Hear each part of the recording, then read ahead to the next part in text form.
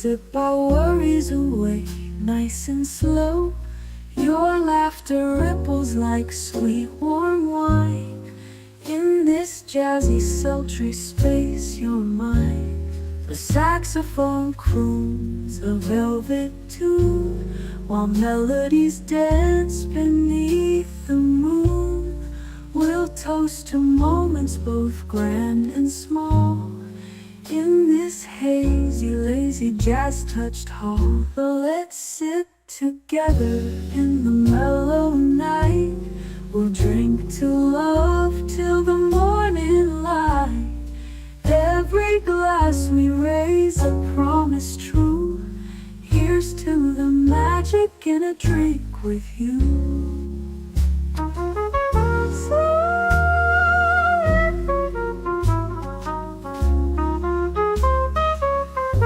Your eyes, they sparkle with every click. Sweet rendezvous over a simple drink.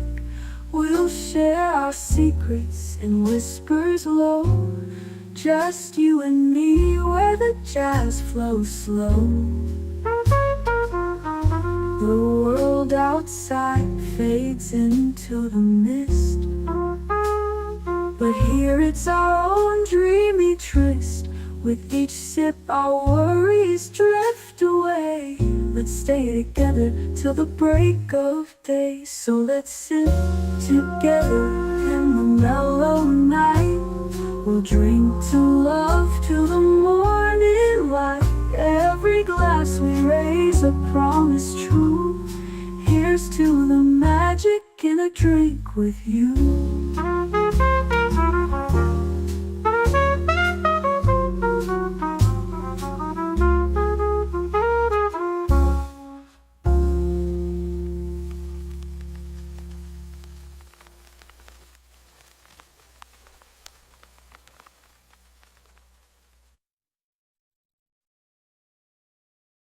The following live stream has been approved for appropriate audiences.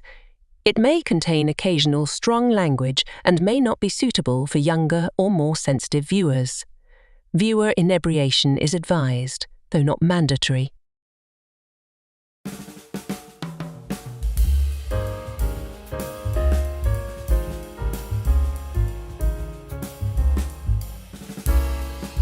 Good evening, happy Friday, and welcome back to Last Call, where tonight we continue our retrospective and exploration of Doctor Who, this time focusing on perhaps the most well-known of the classic era of doctors, Tom Baker. So throw on that scarf, grab a bag of jelly babies, tell me what you're sipping on in the chat, and we'll fire up the time circuits on the TARDIS and ask the question, who knows? Who knows? And to start us out, a bit of a primer from channel member and producer, Geek Flag with Nate Knows.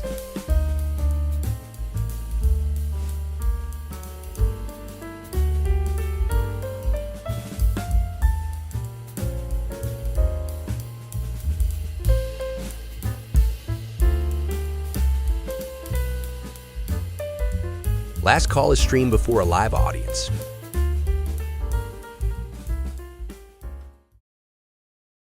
I thought I would contribute to tonight's Last Call. You see, for me, Tom Baker was my introduction to Doctor Who, and I'm sure that's the same for a lot of us, but for me it was a very distinct memory. Let me set the scene. Picture a little 8.5-year-old Geek Flag in bed, probably the sickest he has ever been in his short life, home from school, feeling miserable. My mother took pity on her baby boy. She came into my room with one of those rolling trays with homemade chicken soup, saltine crackers, a cup of hot tea, and a portable black and white TV. She plugged it in and turned it to PBS, just in time to catch the tail end of the Bloodhound Gang. Then, while sipping my tea and eating my soup, it happened. That unique tune we know as the Doctor's theme pierced my little brain. The episode was The Ark in Space, Part 1.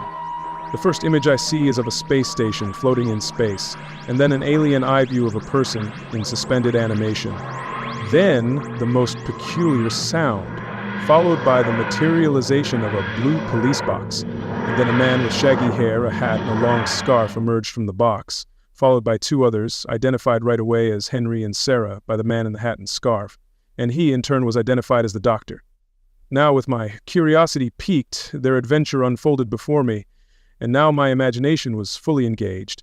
Tom Baker's tone of voice, the cadence of his speech, and the banter between him and his companions drew me into this new sci-fi world. Well, that's my story of the Doctor. I know it's a bit long-winded. Sorry about that.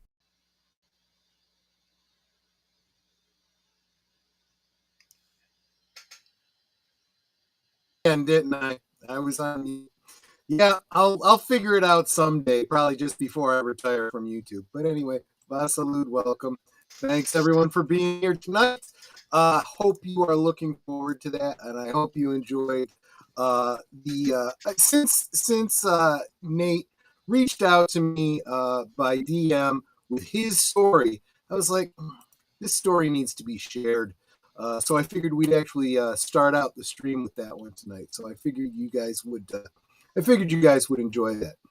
Let's say hi to my panel, starting with my companion, Sarah Jane Smith, Netter of Netters Network. How you doing, my dear? What you sipping on tonight? I'm doing real well. It's the end of the week. I am actually sipping on a cherry pomegranate fruit juice, I guess. Fair enough. Yeah. Yeah, that's fair enough. And Dave Ross. So good to see you tonight. How you doing, Boomer? What you sipping on? Fine. Can you hear me okay, or do I sound like a Dalek? Yep, you sound fine. Well, then you'd have to sound like this. If you sound like a Dalek later, that okay, we'll just play that off as planned. What you say? Anyway, no, I'm doing fine. I got a Coke here. I guess I should have a ginger beer though, since we're watching Doctor Who, because wasn't that Tom Baker's doctor's drink of choice, if I recall? Good point. Good point. Maybe I'll have a ginger beer a little bit later on myself, but because I do have some. So there you go.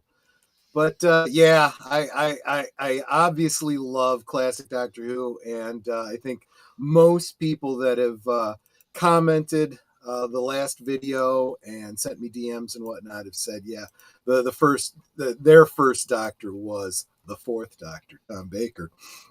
But first with us tonight, just because he got here first, was FKHC 2005, also known as Tim Hale. Welcome, my friend. Good to see you.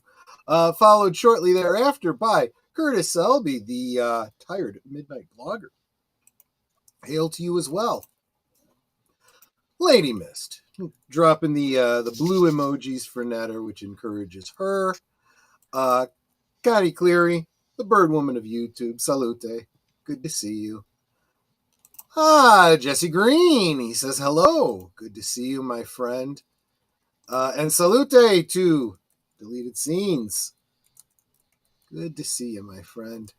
Let's see here. Yes, as he always says when he gets here. Like, share, subscribe, become a member. I would certainly appreciate that. And speaking of becoming a member, he's dropping the membership emojis. The fedora, the brown mumbler, the channel logo, and the Canarble Wagon. And here's the guy that introduced our show tonight. He says, "Who has the jelly babies?" Yeah, Netter often gets me jelly babies and curly whirlies from an importer, but that importer has gotten less reliable lately. So we're looking for other options. I understand we may be paying more because of tariffs, but I'm okay with that. One of the advantages of living in Florida, we of course will get, well, we get British tourists. So once in the grocery store with a few jelly babies on the shelf. There you go.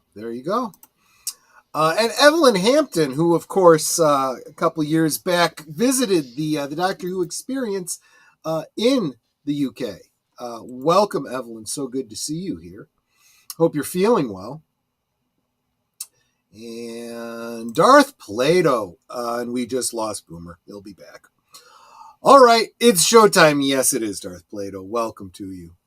And welcome to the guy who just left, Aged Boomer.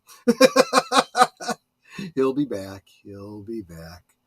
And of course, Ruby Hoove, who is now a channel member herself. Thank you so much for being here. He has now gifted a membership to Small Time Republic. welcome, Small Time Republic, to channel membership. Hope you enjoy it here, and hope you decide to stick around. We'll see. Let's see here. The Peter Venkman fan site. Welcome. Wow, it's his PBS aired Doctor Who in the afternoon. Mine aired it at night on Saturdays, and that was in the 80s. Yeah, so obviously every PBS station around the country was different. They operated autonomously, so they had their own viewing schedules. But Netter and myself and Evelyn Hampton are all from the Chicagoland area, so we all watched on WTTW in Chicago. Evelyn was telling us last week that before Netter and I started watching Doctor Who, probably in the mid 70s or so, she said that they had Doctor Who here during the week. I think she said in the daytime. But then by the time I was watching it, I was in high school. So really, it wasn't even in the 70s so much. It was more in the 80s. I was watching the Sunday night, late Sunday night, like I can't remember. It was like 10, 11 o'clock at night on Sundays. Welcome to CluuStudio. And he gifted a membership as well. Thank you so much. I super appreciate that. That went to Danny D. Welcome to channel membership. Good to see you, my friend. And Darth Plato says, great. Oh, $5 super chat. Thank you so much, Darth Plato. Great to see the face reveal of Age of Boomer. It explains a lot. Yes, exactly right. Oh, why didn't you just come in, Boomer? You can do that. Oh, well, I'm sorry. I figured, be polite. Oh, I figured be polite and let the host bring you in. But no, I switched internets. Hopefully, I don't know if I was, yeah. That's fine. But yeah, you can come and go as you please. You can kick me out if you want. If I should get a little too, but that's anyway. I did want to compliment. Go ahead. I did want to really compliment Geek Flag on his. Actually, speak of the devil. $5. Thank you. He pays me $5 for using his story. I should be paying him actually. That was a great video. And I wonder if if many of us can actually look back on our own introduction to Doctor Who. Was it something similar to that? I'm curious. Probably. Yeah. Well, I'll tell my story a little bit because yes, I was in the same situation with Tom Baker really being my first, and then we had to go back and watch the earlier ones later on. And I think for most Americans, Tom Baker was our first Doctor. Like, I don't think we were aware how old this series was. We didn't have the internet back then.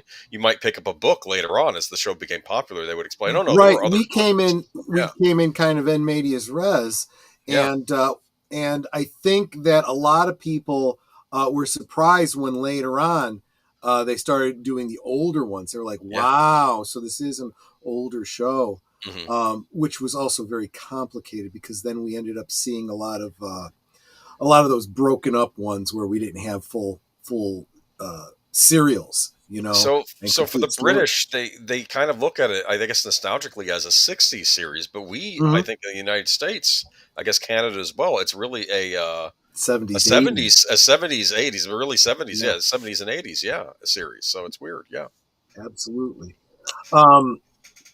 Robert's Infinite Realm says, hello, Troy and Netter.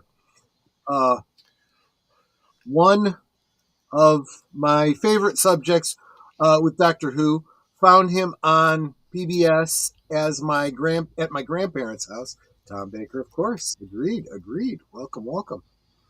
Let's see. Yes, no, I knew what you mean.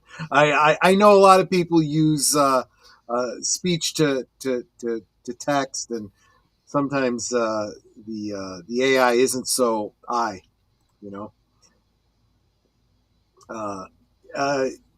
it was well done by Troy because I was not that adorable when I was a kid. Yeah, so I had no idea what Nate looked like as a kid. So AI just kind of genericked him up. I'm assuming that Geek Flag didn't have 6 fingers on one hand, but you never know. I mean, he may have and then corrected later in life. These things do happen, I suppose. But don't want to miss nobody like Samuel Proctor, who's stopping in to say hello. Thank you so much for being here, my friend. Everyone's saying hi to each other. Darth Plato says PBS near me did not air Doctor Who. KTEH in San Jose did weeklies at 7:30 and Saturdays at 11 a.m. Peter Theta. Oh, I see. You're talking to Peter. Peter Venkman. Yes.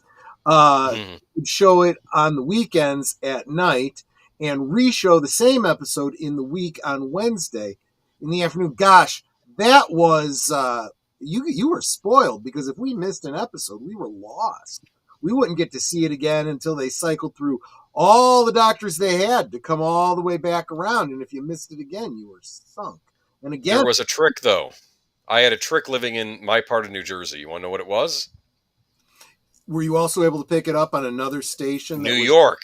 We got both the New York and the New Jersey PBS stations because of where we were situated in New Jersey.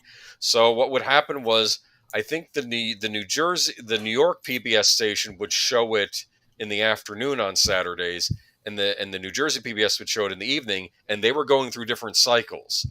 And it was weird because one of them would do like all 4 episodes where they were each broken down. You see the credits and the new episode would begin. And I think the one in New Jersey actually spliced the episode into one long block. So they actually got rid of the transitions and just made it one long block. I remember Peter Davidson on an audio commentary asked, how did they watch this in the States? Were they individual? Or were they one long block? And I wanted to tell Peter Davidson, both. They did it both, depending on your PBS station. Yes. There you go. There you go. And I think I'm caught up with the chat now. I am now caught up with the chat. So yeah, I guess we can probably get into our conversation for tonight, talking about Doctor Who. Take it away, Aged Boomer. Yeah. I should have given a part 1. I don't know if I gave a description. I probably should have called it the beginning, right? For part 2, we're going to call this the Golden Age because I believe this probably is the Golden Age of Doctor Who. I think this was when it hit its peak popularity, at least worldwide. I think everybody knew who Tom Baker was, or at least, well, people who like sci-fi knew who Tom Baker was. Maybe the general public over here, but kind of by way of transition from last week. So we had pointed out that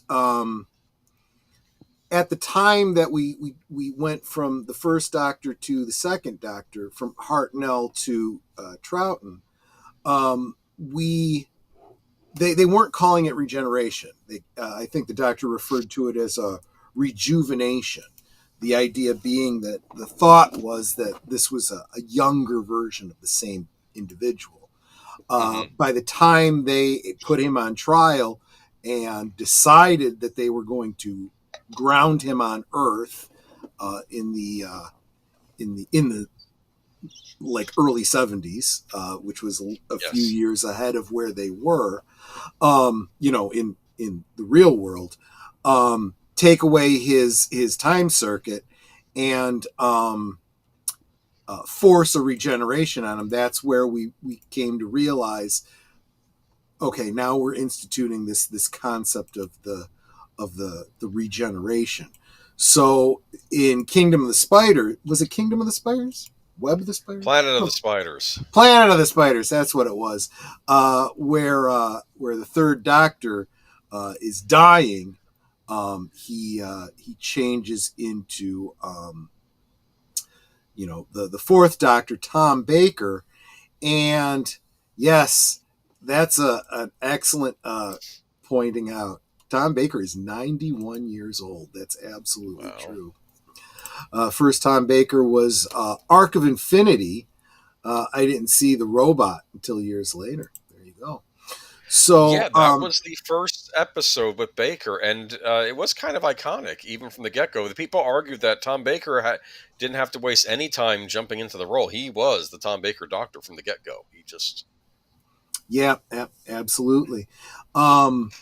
So we had the transition where Sarah Jane, who had been been a companion to the Pertwee doctor, didn't understand what was happening, and they had that bit of we talked about it. She met the doctor's teacher or whatever, who was Yes. the Buddhist monk type Gallifreyan, and she was kind of warned about it, but she didn't really understand. And when she tried to explain it to Brigadier Lethbridge Stewart, he's like, "Oh yeah, it's happened before," because he had met the doctor as the second doctor. So he knew, because remember, the Brigadier didn't take him seriously as a doctor when he first met him with the changed appearance, right? Exactly. Yeah, that's exactly right. This is, of course, there was another companion during this area. What was his name again? Was it Henry or Harry? I guess I should know. We were always focusing on Sarah Jane, so Harry. Right. It was Harry. Okay. There we go. Sorry. But yeah, there's Sarah Jane. Slade. Yeah. Yes. Very iconic Doctor Who companion. Mm-hmm. Probably the most famous of the Doctor Who companions, at least until Rose Tyler came about. Yeah. So when people talk about, these postmodern kids talk about the Doctor was always progressive, Doctor Who was always progressive, they are probably referring to Sarah Jane and a couple of the female companions before her during the Pertwee era, who were definitely second wave feminists. This is the pose that Netter was taking in the other picture that she used last week. This was, of course, from the attempt. It was basically a pilot. An attempted pilot, called Girl's Best Friend. Was it Canine and Company? They decided on Canine and Company, but they did one episode that was called The Girl's Best Friend. The series would have been called Canine and Company, which didn't make a lot of sense given the tone of A Girl's Best Friend, because it was absolutely, she was the doctor of the episode, and Canine was just a companion, just like he was to the doctor. But so it was the whole women's lib thing and so forth. The robot. Yeah, that was the first episode with Tom Baker. I remember this. Now, this is what I felt like New Who was missing. I wanted more of. I like the fact that it's not just aliens that Doctor fights against, or like extraterrestrials. They're also terrestrial threats. This was created by a human scientist, right? This robot. And it decides, let's kill all the humans, right? As I recall, if memory serves. As just about every sci-fi robot, they've been trying to warn us for a long time, and we're hell bent on not listening. Apparently, robot kind of looks like Lucifer from Battlestar Galactica. You make a good point there. Good point. Yeah. Another great, I don't know if that's late 70s, early 80s science fiction series. Yep. But look at that. You got the scarf. You got the hat. Yep. Look at that. And again, all of the Doctor's episodes were serialized through novelizations, so you always had those as a backup. Now, Geek Flag had mentioned the Ark in Space. I believe that was the next episode in this first season. Then you had a weird 2-part episode, which was about them going up against a Centauran that we were introduced to in the last Pertwee season. That's right. But then we get to the big one where they're holding on to the time ring that I guess the Time Lords gave the Doctor. So he doesn't even have the TARDIS, right? He's going on a mission given by the Time Lords. They have to all Harry, Sarah Jane, and him have to, and the Doctor have to grab onto this ring. And what was the thing? Okay, no, I remember now. The Time Lords go to the Doctor, and they ask him for a favor, and they say, "You've dealt with the Daleks before. We have foreseen a future where the Daleks have wiped out all life. and just the Daleks remain, right? And they're like, can you? And he says, you want me to go back in time and prevent the Daleks from ever being created? And the Time Lord says, or stunt their development so they don't destroy all life in the universe, right? Which is very clear that they were trying to soften the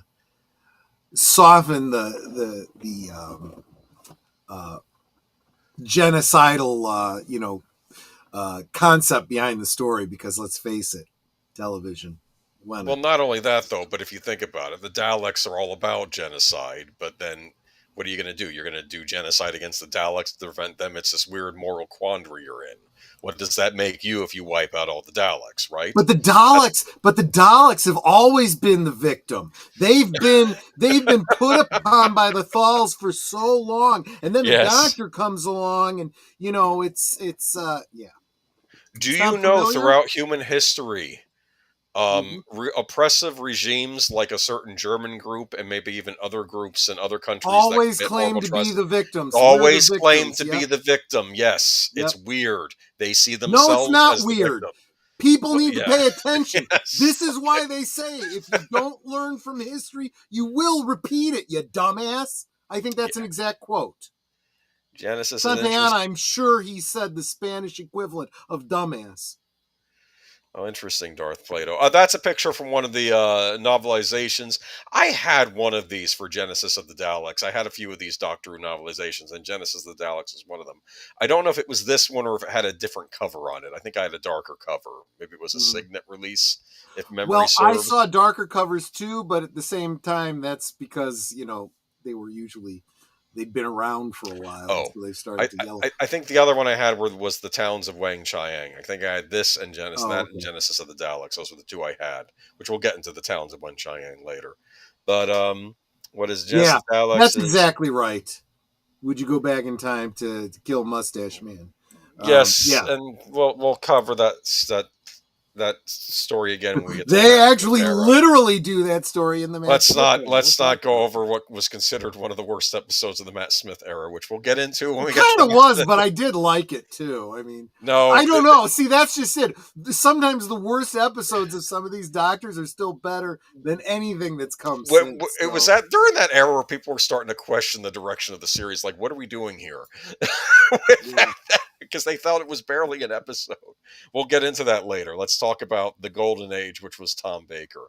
But this is, of course, Genesis of the Daleks. We get introduced to how the Daleks are created, and there is their creator, Davros.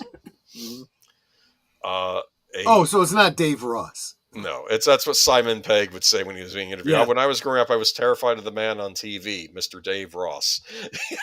Yes. Right. But I believe the man next to him his name was Nider.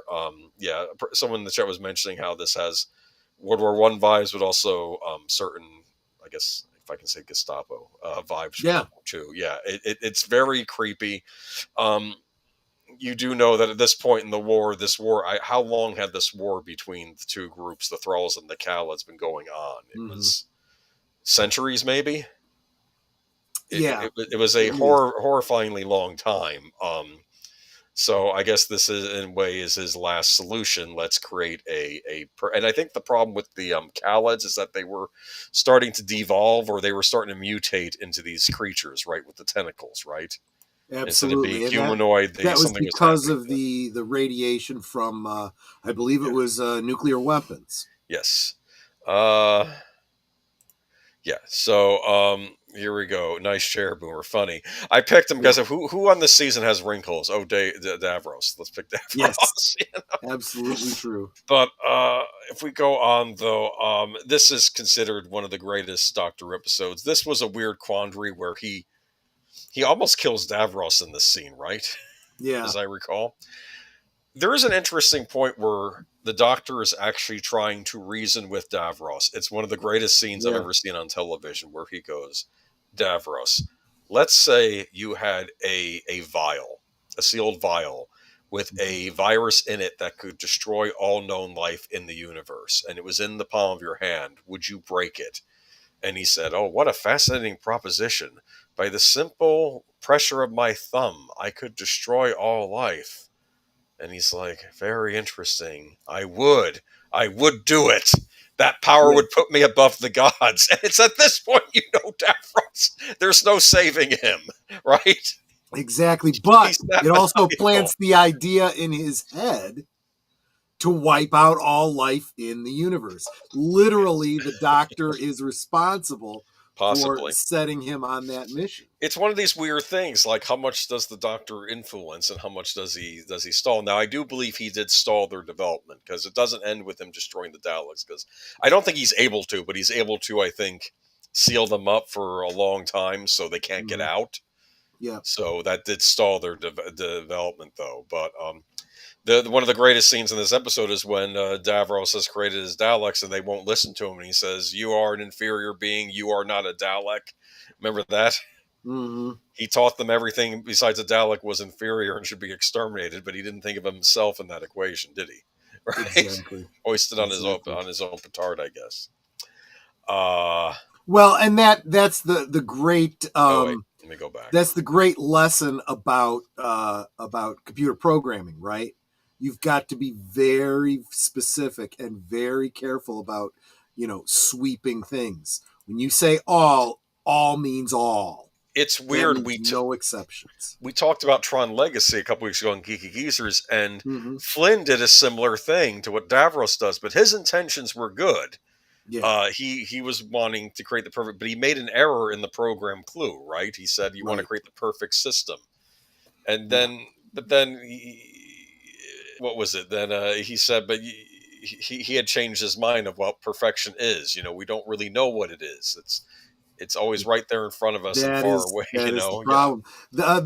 Isaac Asimov covered this a great deal with all of these things about, when he came up with the 3 laws of robotics, you can play with those so well, because you get like, a robot has to preserve the life of a human. So they will protect you from yourself. You can't do anything that's risky. You can't go anywhere. You can't do anything. Eventually, it gets to the point where they keep you trapped in your room, on your bed, feeding you, clothing you, taking care of you. It just depends how their logic, interprets protect and preserve the life of. That could get pretty scary. Robert's Infinite Realms says Davros versus the Doctor is very complicated, but in the best ways. Yeah, I would agree. And the Daleks themselves are a complicated monster. They're not. I get annoyed when people call them robots. They're not robots. I don't even know if they're quite cyborgs. I think the Daleks are dependent on those machines to survive. Yeah, right? See, here's the thing. They do kind of play it both ways. They play it as though there's a programming, right? They are programmed with certain edicts. Genetic manipulation probably done as a survival tactic on the mind. There is that element of it too. Yes. But from a biological standpoint, they are mutants inside of the equivalent of a life-supporting tank. Yes. Yeah, they're tanks. That's how I've always seen them. Mm-hmm. They have guns on them, and they have those suction devices that can pick up a lot of things. Yeah.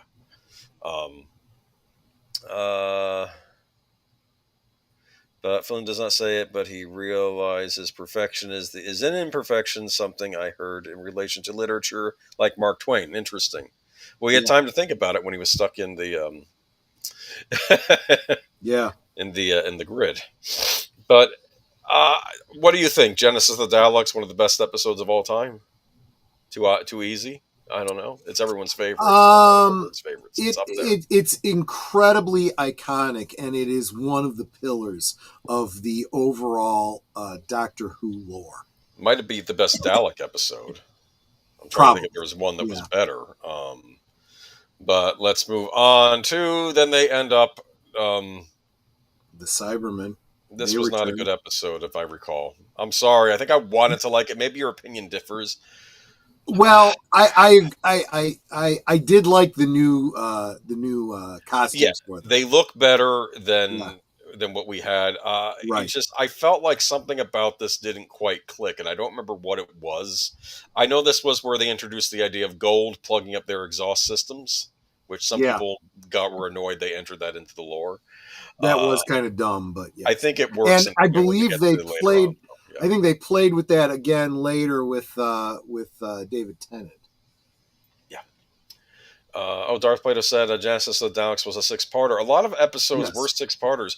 I have to tell you, if you were setting up your VCR, as many of us young kids knew how to do, more so than the adults in the room, back in the early 80s, you would set up your VCR to record for 2 hours to get your episode of Doctor Who, and then you realize, oh no, it's a 6-parter. I'm not going to get the end when you go to watch it.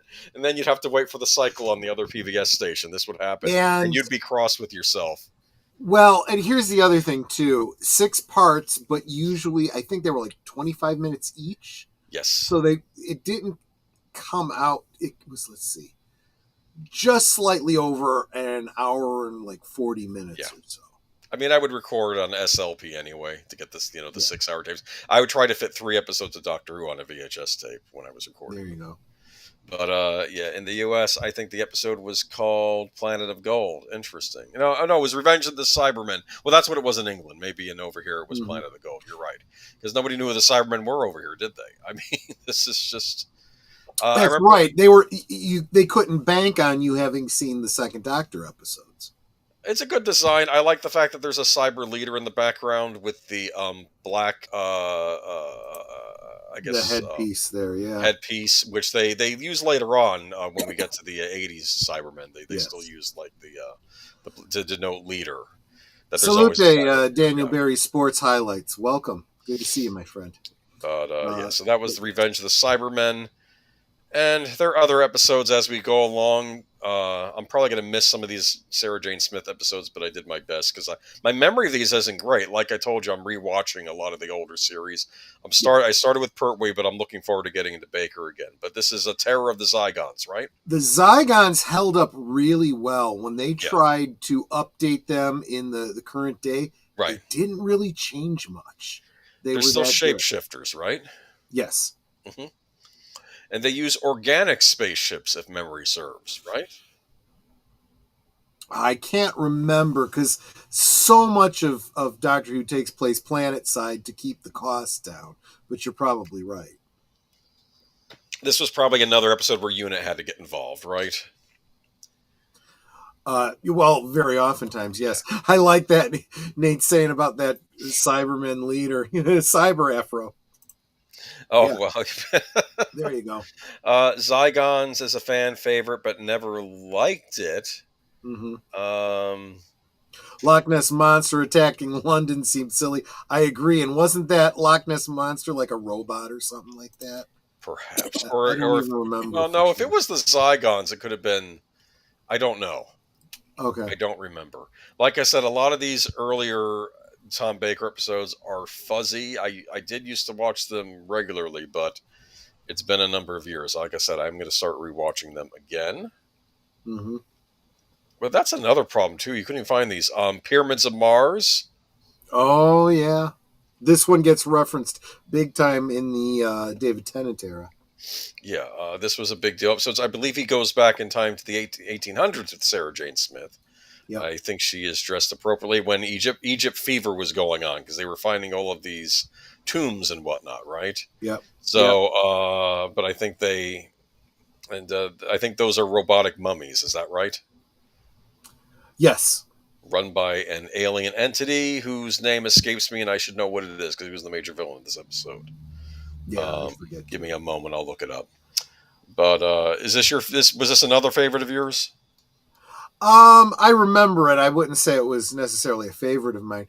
Mark says the Klingons would have found the Zygons tasty. Yes, because they have Klingons have an octopus stew. Oh, so they would like calamari. Yeah, probably. I do. I do as well. It's funny you get it different ways. You can get it as the rings. I've had that before. Yep. Sutek, that was his name. There you go. Who I believe it was inspired by the Egyptian god Set, right? And what I love is that they came up with a name that could be either alien or vaguely, ancient Egyptian. Yeah. So maybe he was an inspiration for some of the Egyptian gods, perhaps. Yes. Yeah. And this is was this the brain of Morbius, which they said was kind of a nod to Frankenstein, if I recall? Well, I had never heard that before, but now that I think about it, yeah, it kind of was. You know, it takes place on an alien planet. There's like an evil doctor on there, I think, or like evil scientist or something. I don't know. I don't remember this. Like, these are all vague to me. Like I said, I'm brushing up on them. Yeah. But Doctor Who has tons of silly but so much charm at the same time. Yes, I mean, what was it that drew you to Tom Baker? Is it just the fact that you never knew what to expect week after week? That's sort of what... Because it wasn't like they did a lot of these season-long storylines. It's like every story was a big deal, right? Absolutely. If I recall. And to be honest, again, going back to, for most of us, this was the first Doctor for us. But in addition, when you go back and watch all the way through, even though I really did like Pertwee, there wasn't a lot of time travel there because he couldn't travel in time. So when we get to Tom Baker, not only do we start doing time travel again, but we get some interesting use of time travel where he starts doing some paradoxes. We talked a little bit about that with the Genesis of the Daleks, where not only might he have set Davros on the genocide path, given him the idea, but he certainly also is responsible for for what eventually becomes the time war between the Daleks and the Time Lords. Yeah. According to Darth Plato, this Morbius was controversial because it suggested that there were doctors before Hartnell. Interesting. Yes. It depending on how you read that, that's what a lot of fans... for a lot of fans, that was their fan interpretation. Others were just saying that these were other possible incarnations in the future of the Doctor. And don't even get me started on modern retcons to that story. We'll get to that later. There'll be time for that. Won't even address it now. Yeah. All right. And I think I'm going to get to the last Sarah Jane Smith story, unless you have any others I missed, which I believe this was this the Hand of Evil or the Hand of Fear? I recall. Hold on. I don't remember, but when the Doctor says, "Hey, can you lend me a hand?" Of Fear. I don't think this is what he meant. The Hand of Fear. And of course, this was the there's just something so iconic about the way things looked in 70s Who. Because this is prior to Star Wars coming out, which of course changed the face of a lot of science fiction, what was expected out of it. But look at that design of our adversary in this episode, right? Yeah, and Sarah Jane was such a cutie. She really was. I don't know. I think that this horrible rock alien is kind of cute too, though. But anyway, after a fashion, yeah, I'd agree. Mm-hmm. Don't skip Seeds of Doom. I did skip Seeds of Doom, but what do you remember of Seeds of Doom, Troy? I know that was an important one. Oh, wait a minute. Did I skip Seeds of Doom? I thought I had it in here. Is that the one with the big plant creature? Did I have that in here or did I remove it? I don't remember now. I thought I had that in here. I mean, there's and this was the last Sarah Jane. This is Sarah Jane and Seeds of Doom? Yeah. I honestly don't remember. We're really taxing my memory here. But so he drops off Sarah Jane. The idea behind it was he was supposed to be dropping her off in the right place and right time. So it'd been like she hadn't left. But it turns out he dropped her off, miles away from where she was supposed to be. That ends up coming back when she returns in the new Doctor Who serials. She recounts this story. I know that Doctor was called away to Gallifrey.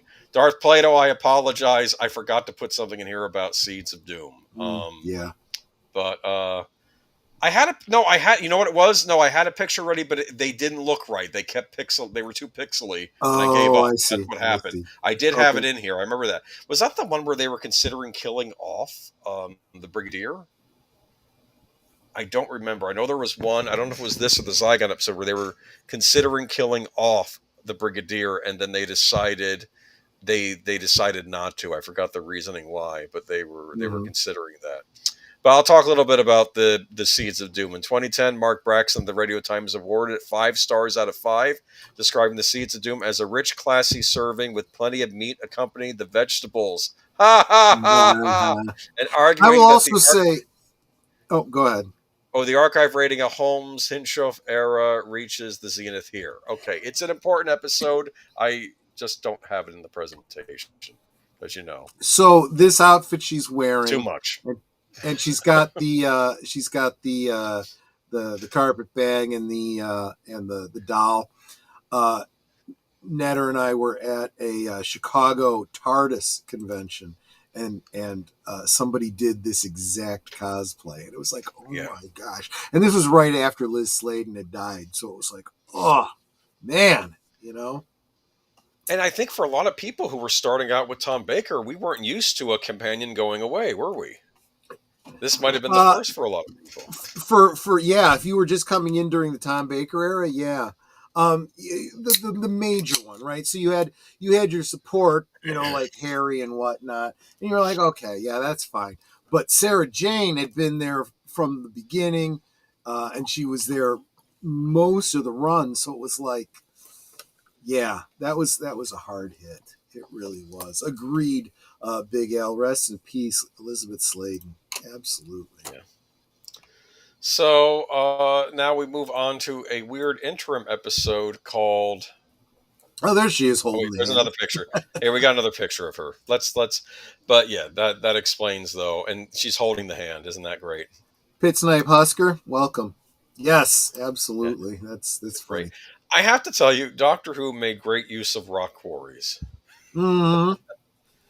So does Blake Seven, actually. Yeah. There you go. Yeah.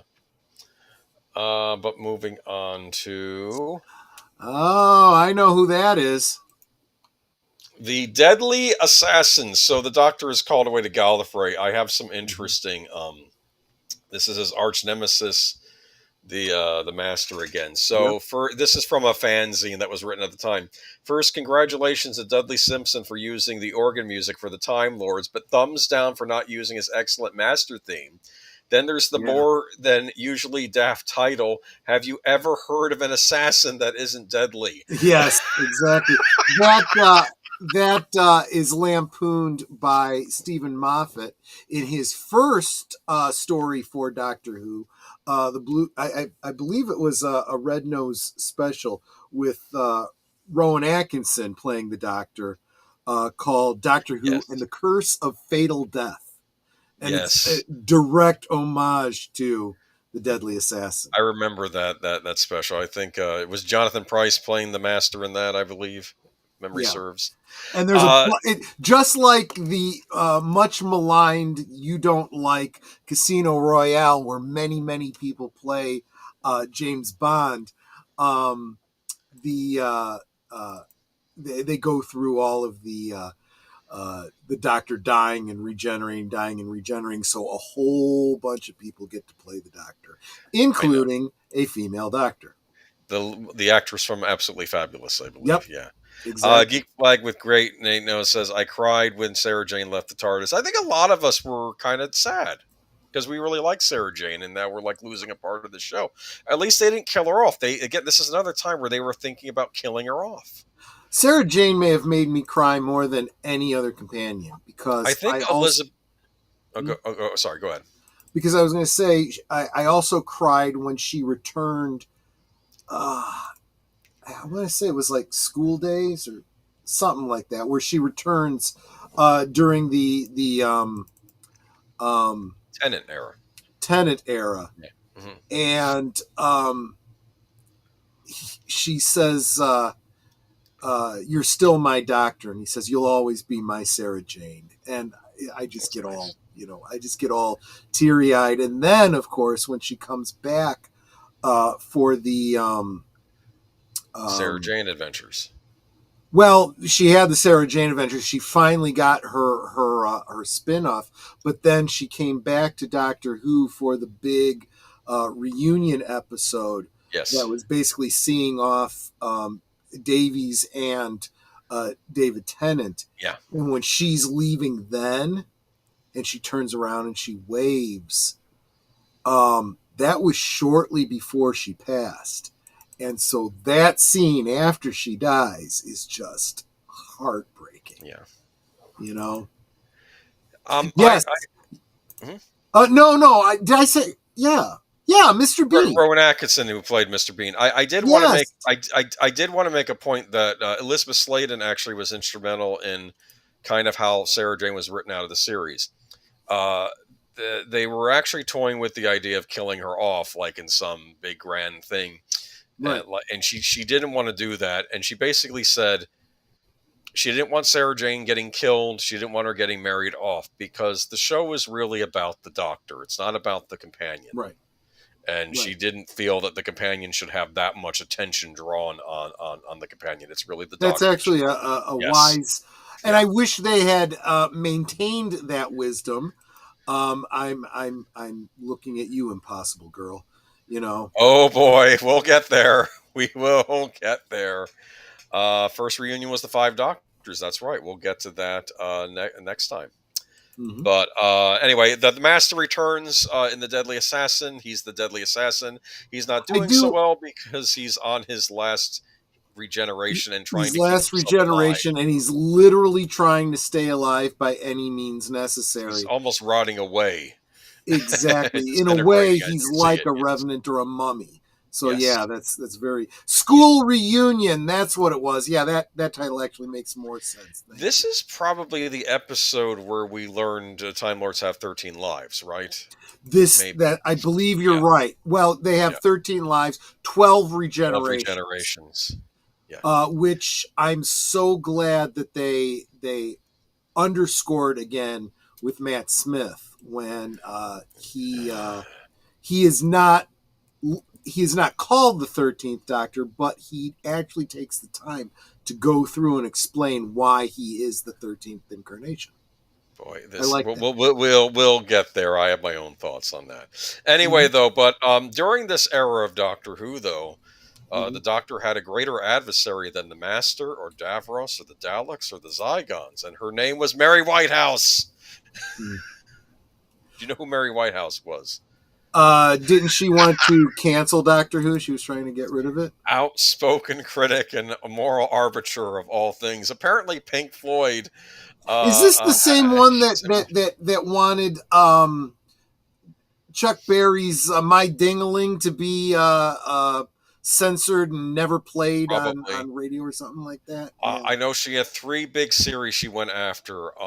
One was, I think, like a soap because I guess it was too sexy or something.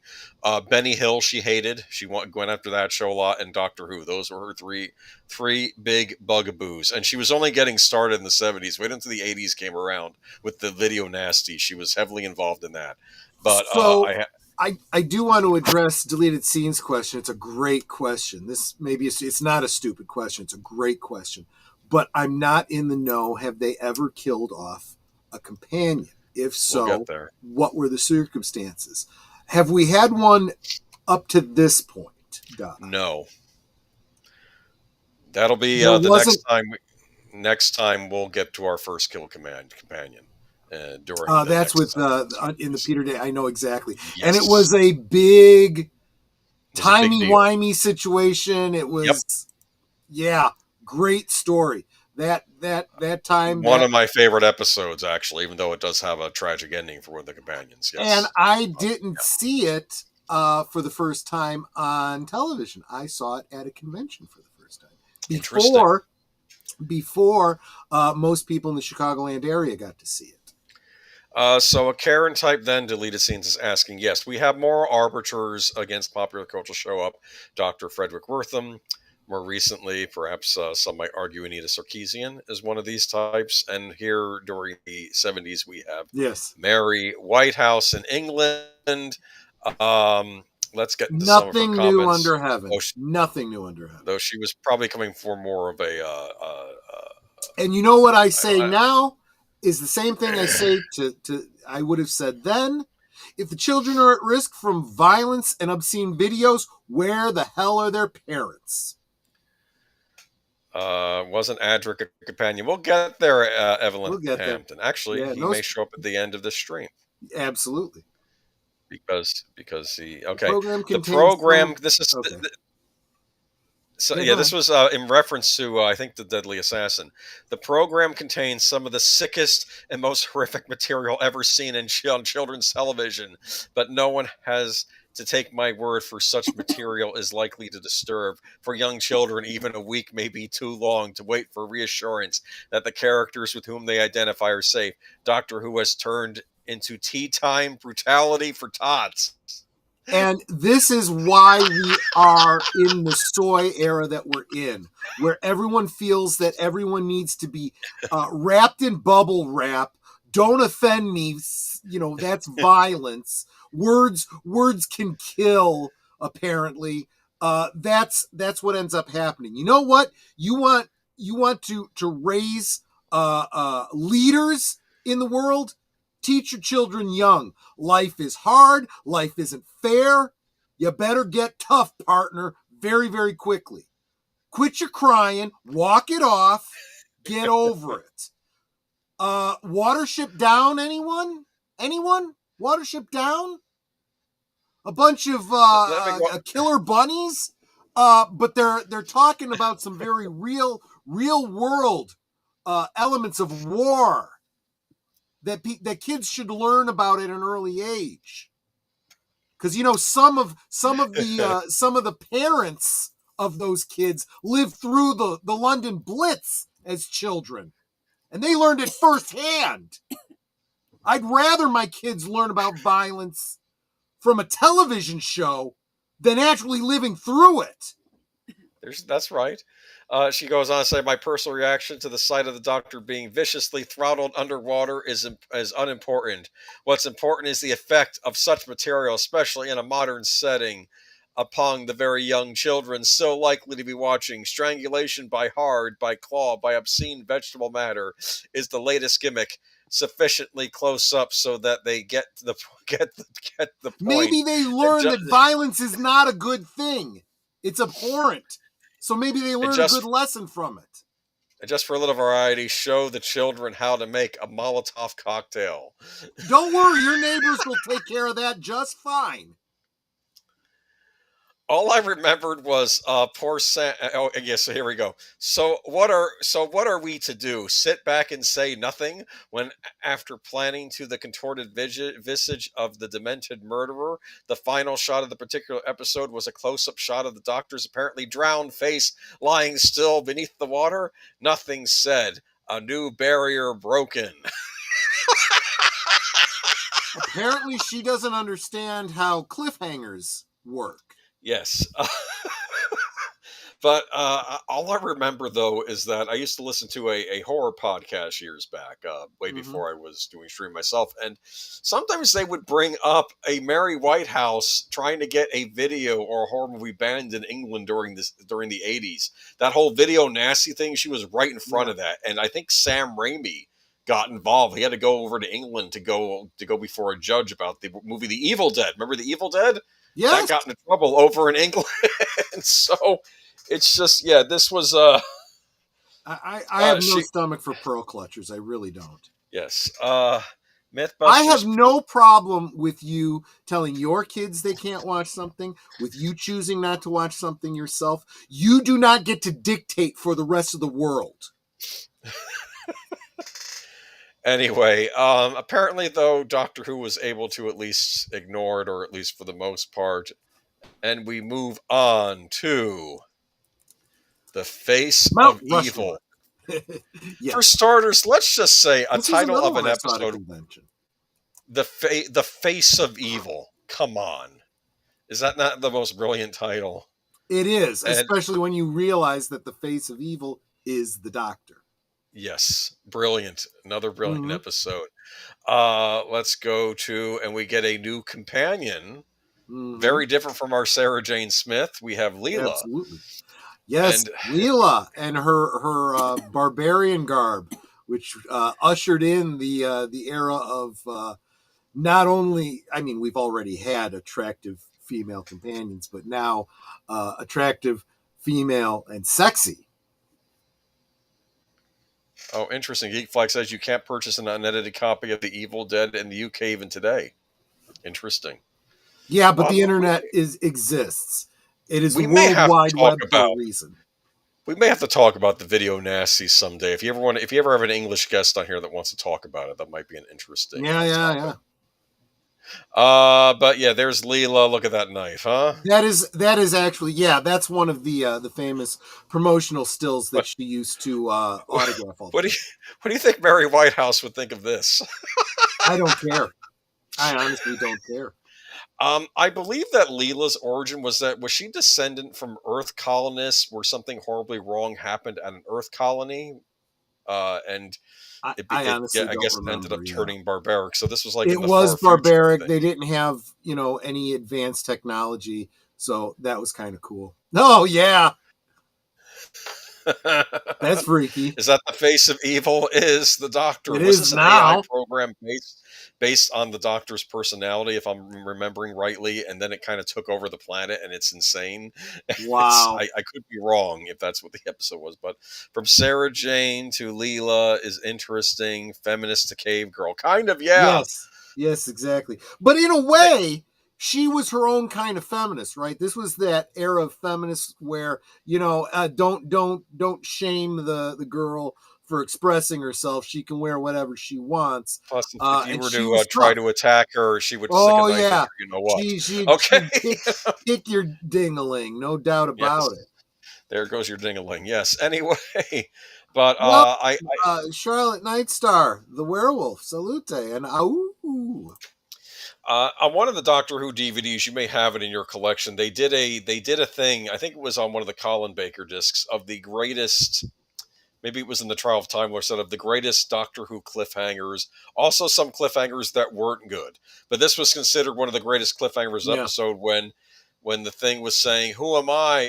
and it was like a child's voice coming out of his mouth. "Who am I? Who am I?" And it's the Doctor's face, and it's like tormenting the Tom Baker Doctor on the floor, and it's like that's how the episode ends, and it's like really surrealistic and creepy, as I recall. Right? This is what I'm talking about with file sharing and the World Wide Web. There is no problem watching just about anything you want to see. So that was the face of evil, introduction of Leela. And, and now I got to tell you, again, we're firing on all cylinders again. What do we get next? We get the robots of death. Holy cow. This image, this is another, in my opinion, another iconic Doctor Who image here. Yes. These are some of the creepiest looking robots I've ever seen. Very simple design. They almost have an appearance of pseudo Roman statues. Yeah, or maybe Renaissance era statues. It's just go ahead. I feel like they kind of and see especially in the Stephen Moffat era. He obviously grew up watching these older Doctor Who episodes, so he drew a lot of inspiration from earlier things. And I think that when he created the Clockworks in The Girl in the Fireplace, he was inspired by these guys. Yeah. Real creepy. Ends up in a way, this episode, it turns out it's more like an Agatha Christie whodunit, isn't it? By the end of it, right? I don't want to spoil it, but it takes place on the future, I think another Earth colony, and people are getting murdered by these robots that, of course, I think they are supposed to be following Asimov's rule of robotics, do no harm, right? But they're still murdering people. So it's a big twist. I don't want to say what it is. It's a good episode. What Nate was saying is it's an abomination. That was his point. Canned haggis. Don't even tell me that's which probably wouldn't be legal to buy here in the United States, since one of the most important ingredients for haggis is not legal to purchase in the United States, and that's stomach. It is, you're not allowed to use that as food stuff. Look at this. Evelyn Hampton says Lois Jameson, Leela, was in a series Tanko about British and Dutch women held by the Japanese in POW internment camps during World War II. Very interesting. Yep. I'm sure that's probably where taking a lot of these Doctor Who actors. This is like it's always like the cream of the British. They'll go on to do other series too later on. Well, absolutely. They were either in a whole bunch of things before or a whole bunch of things after, or both. Talons of Wang Chiang. I remember this episode. This is when they get to go back to Victorian London. And of course, the Doctor here is wearing a deerstalker cap, like Sherlock Holmes. Yep. And Leela's kind of dressed for the occasion too. Yep. And there's a wonderful scene in this episode where, you have this proper British gentleman. I guess he's like the police commissioner or whatever. And I guess they have to wait for the Doctor. But he says, while you wait, you want to grab something to eat? I think my house servant has laid out a nice little spread here. And she's looking at all the food, and she gets very excited, and she says, meat, and she grabs like a big like lamb shank or something, just starts gnawing on it, and then he sort of, and he's kind of astonished because he figures this is a lady, why is she with her bare hands? But then he kind of just grabs it with his hands and starts eating too with her like that. It's kind of funny. Real quick, I want to say hi to Leia Plus Size. Haven't seen you in a while, my dear. Welcome. Yes, you're expressing exactly what many people here, including those of us on the panel, are saying. The fourth Doctor is my first Doctor, and the one that made me a fan of the show. That's true for most of us. That's how we've kind of come at the conversation tonight. Yeah, but I remember this being a classic episode. I remember there was a giant rat in it, and there was the villainous Wang Chiang, who was the main villain. And keep in mind, and remember, we got Darth Plato here to constantly correct us on our pronunciation for absolutely everything. So Darth Plato is saying that it is a one syllable. Well, I will find this out when I rewatch this episode. I remember having the book of this. I think I had this. I mean, considering it's not actually written in Mandarin characters, we got to kind of guess. Yeah, so there is our villain of the episode as well. I remember this being a good one. It's just been a long time, and I think I like the fact of his Victorian era. And I believe that there is a London Bobby that comes along in one scene and says, "What's all this then?" Because that's what London Bobbies always do, right? They come along and they say, "What's all this?" But yeah, this episode indirectly mentions the first Doctor visiting China. Oh, that's interesting. I guess because it did. The first Doctor did visit China. There you go. In one of the earlier seasons, yeah. But that was something that was pretty cool that they often did throughout most of the good run of Doctor Who, was always referenced back. If the Doctor had a story that took place in a such and such and whatnot, they would usually acknowledge it because they understood that canon and lore were important. Horror of Fang Rock. Yep. Right. I remember this episode introduced. You always knew that the Centaurans were fighting an alien race known as the Rutan, right? And I think a Rutan shows up in this episode, if I recall. Yes. So that was always interesting. Huge fight with the Tongs or whatever gang was there. Yes. Interesting. James Bond would often talk about the Tongs too, though I don't think he ever encountered them in one of the books. But he thought the guy working for Spectre was working for the Tongs. He didn't realize that was a Spectre symbol that he had on his wrist. But let's move on. And this is where the Doctor first gets to play American football. Funny, man. Actually, you know what? It's funny. They kind of play off this in the Flash Gordon movie, right? Yes, they do. This episode was called The Invasion of Time, correct? Right. Last episode with Leela, she comes to Gallifrey with the Doctor. I have a wonderful image coming up here in a minute. Mm-hmm. It wasn't the best quality, but I had to include it in here because it's wonderful. Look at her. Yes. Completely bored, and these probably stuck up Gallifreyans. I think she ends up getting with one of the Gallifreyans, right? And because this is her last episode, I think she that's why marrying one of the Gallifreyans. Yeah. Mm-hmm. And her six-parter, yeah. This is another six-parter, Darth Plato. I'm glad you brought that up.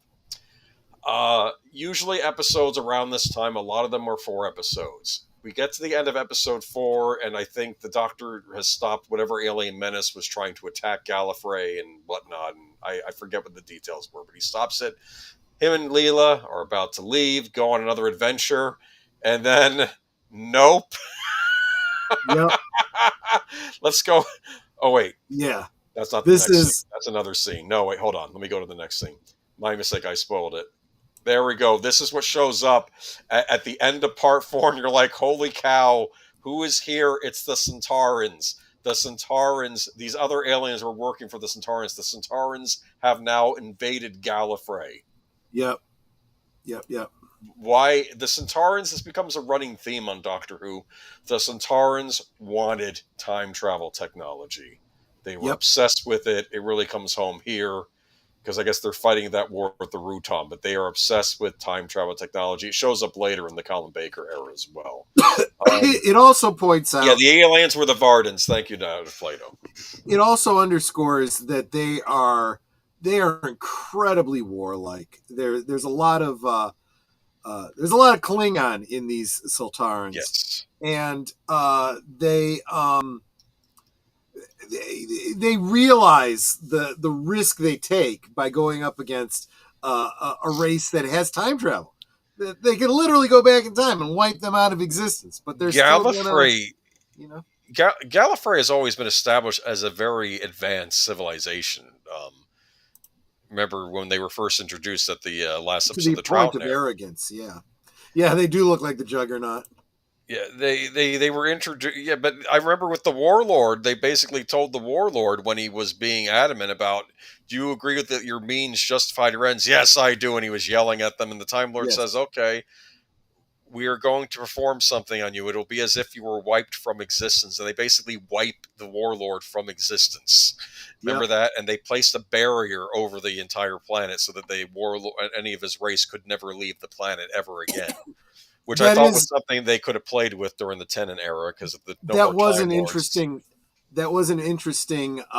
way of doing it. They're doing something incredibly heinous, but because the victim actually kind of asked for it. Oh, so it's okay. The ends justify the means. Yeah. Okay, then the ends justify the means. What it showed to me there was that the Time Lords could be very ruthless, and if they're willing to do this to this guy, what are they going to do to the Doctor? That's what made the threat there, because it's like, these aren't like the Doctor. Like, the Doctor wouldn't do something like that, but the Time Lords would.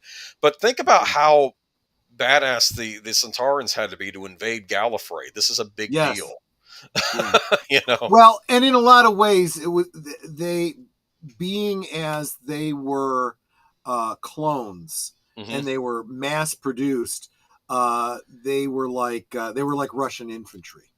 Yes. You just send more bodies at the tanks, and eventually they'll gum up the gears. I forget what the welcome, Tim Hayes. Good to see you, my friend. I forget what the name of this commander was called, but he's considered one of the big Tom Baker era villains. He has a nasty fight with him at the end of this episode, right? And the Doctor has to use his ingenuity using time travel, I believe, to stop him, right? Mm-hmm. I don't completely recall. This was exactly what I was talking about, where time travel was finally being used in a clever and intelligent way. Darth Plato points out that Gallifrey was like the British Empire in space. That's exactly right. And they were used for the writers of Doctor Who to kind of critique the British government, because there's good and bad in Gallifrey. Yeah, exactly. That's the thing. Like, you'll have bad Time Lords and you'll have good Time Lords, like the Doctor, and then you'll have the bureaucratic Time Lords. Exactly. But Leela leaves. She stays behind, and you're thinking, what can they do now? How do they top the invasion of time? And yet, I think in some ways they do, because now we have an entire six part, in the individual episodes, at least 4-parters, saga called The Key to Time in the following season, right? Mm-hmm. Yep. And this was a big deal. It was this was the first time. This is the first time it had ever been done on Doctor Who, and I know that Russell T Davies he said he had been inspired by Buffy the Vampire Slayer. How Buffy would do these season-long stories. Yep. You'd have your episodic episodes, and you'd have the ones that go with the season-long story. But Doctor Who did kind of do that here. Yep. With the key to time. Yep. So I believe the White Guardian approaches the Doctor, and I guess the White Guardian, he's like the polar opposite of the responsible for all the good things in the universe, right?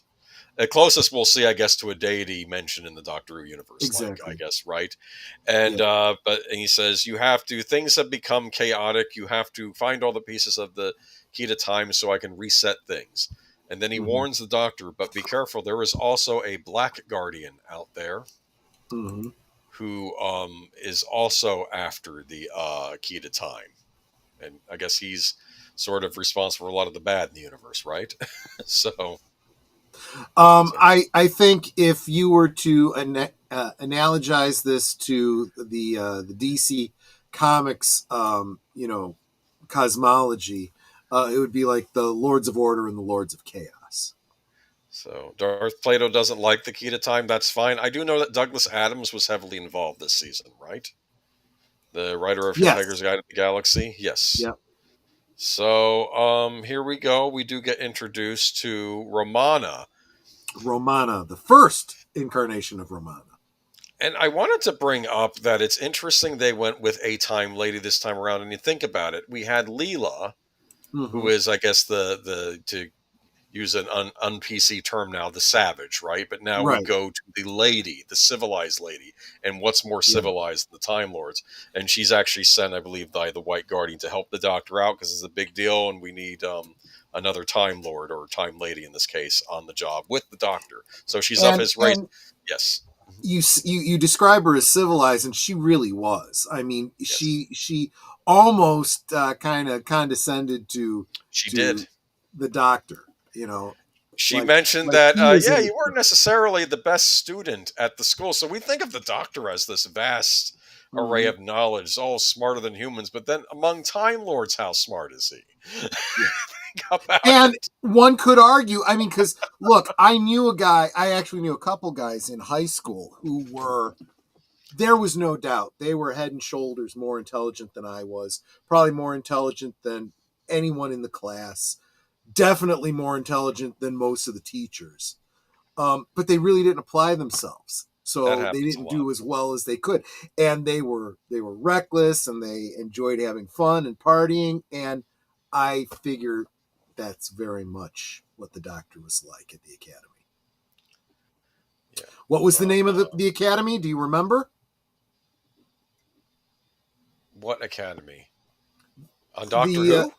Yeah. What academy did he go to? The Prydonian Academy. Oh, well, heck, I didn't know that. I don't know everything there is to know about Doctor Who. I'm brushing. There was a group that when I was in high school, I met up with them. They were, you know how every fandom has their fan groups and whatnot, CAG obviously with the Klingons and so forth. The Prydonians of Princeton were the big Doctor Who clubs that popped up all around. Very good. Obviously coming out of like Princeton, New Jersey. Yep, exactly. Yeah, Princeton, New Jersey. Yeah, Doctor Who was very popular in New Jersey. Here's the thing. Here's the weird thing.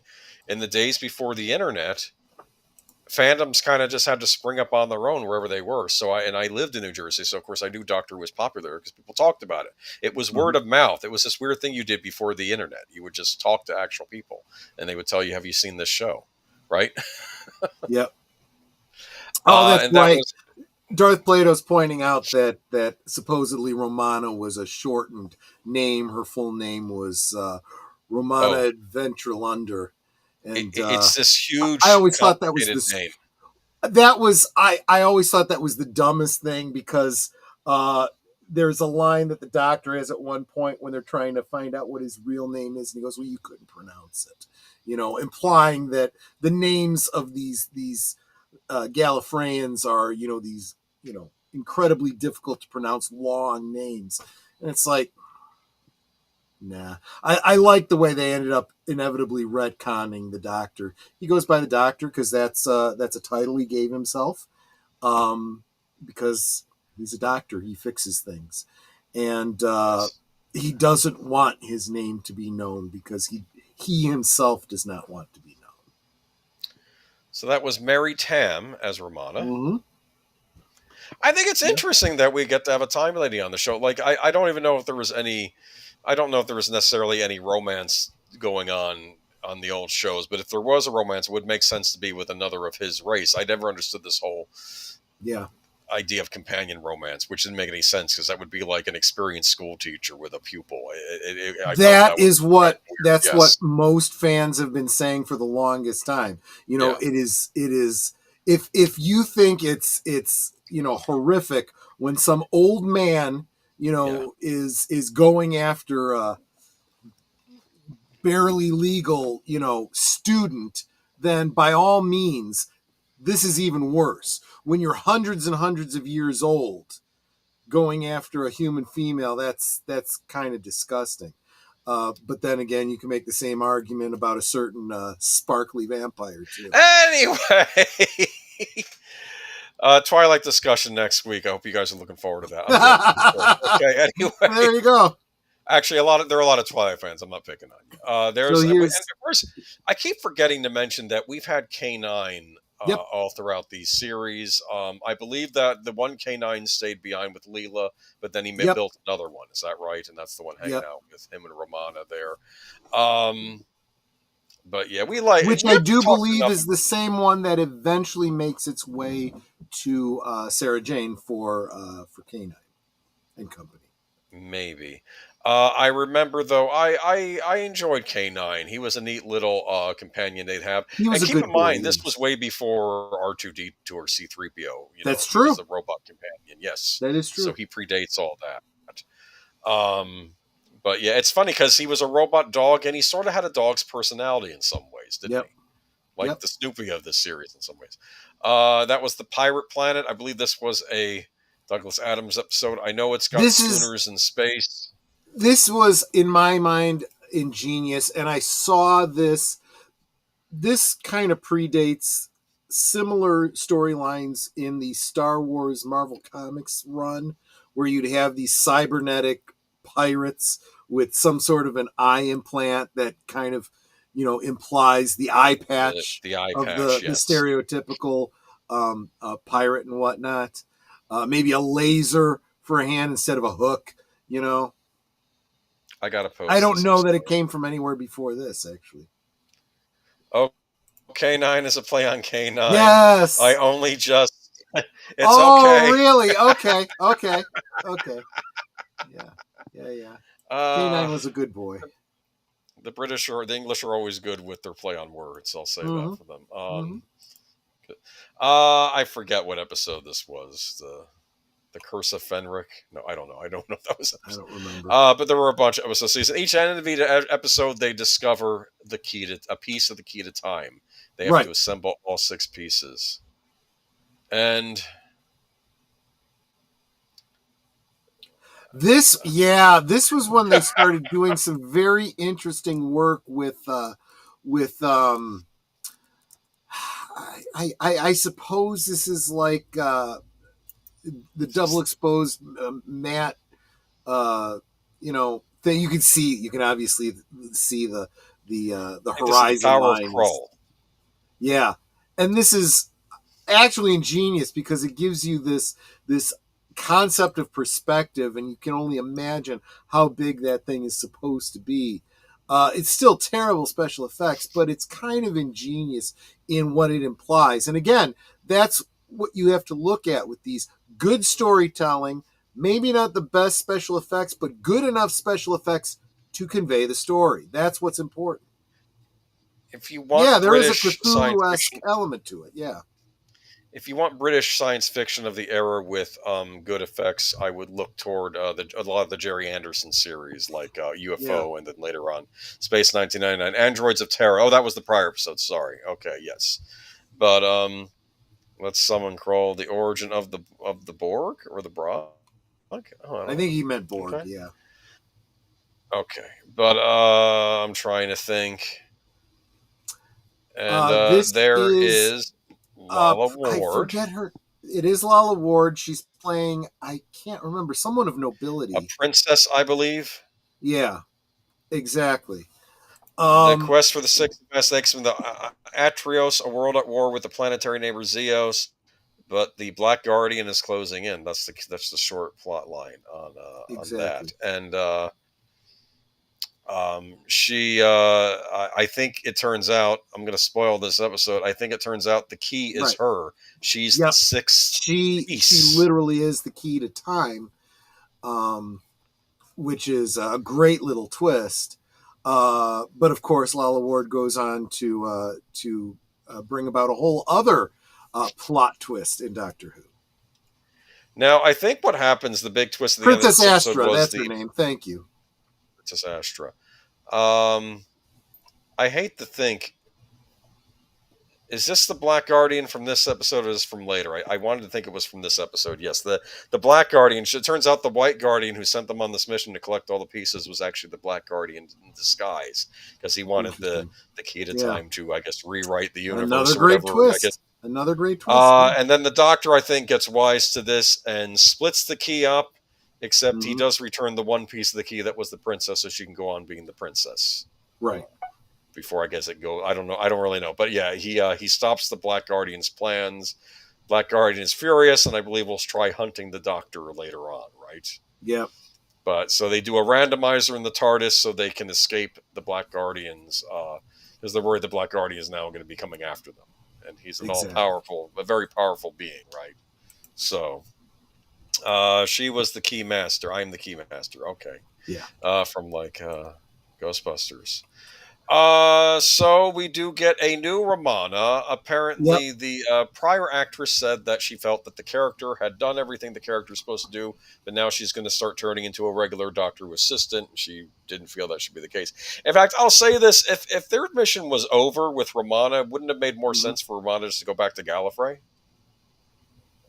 True enough, but then I do feel that by regenerating her into Lalla Ward, it breathed a lot of new life into the character.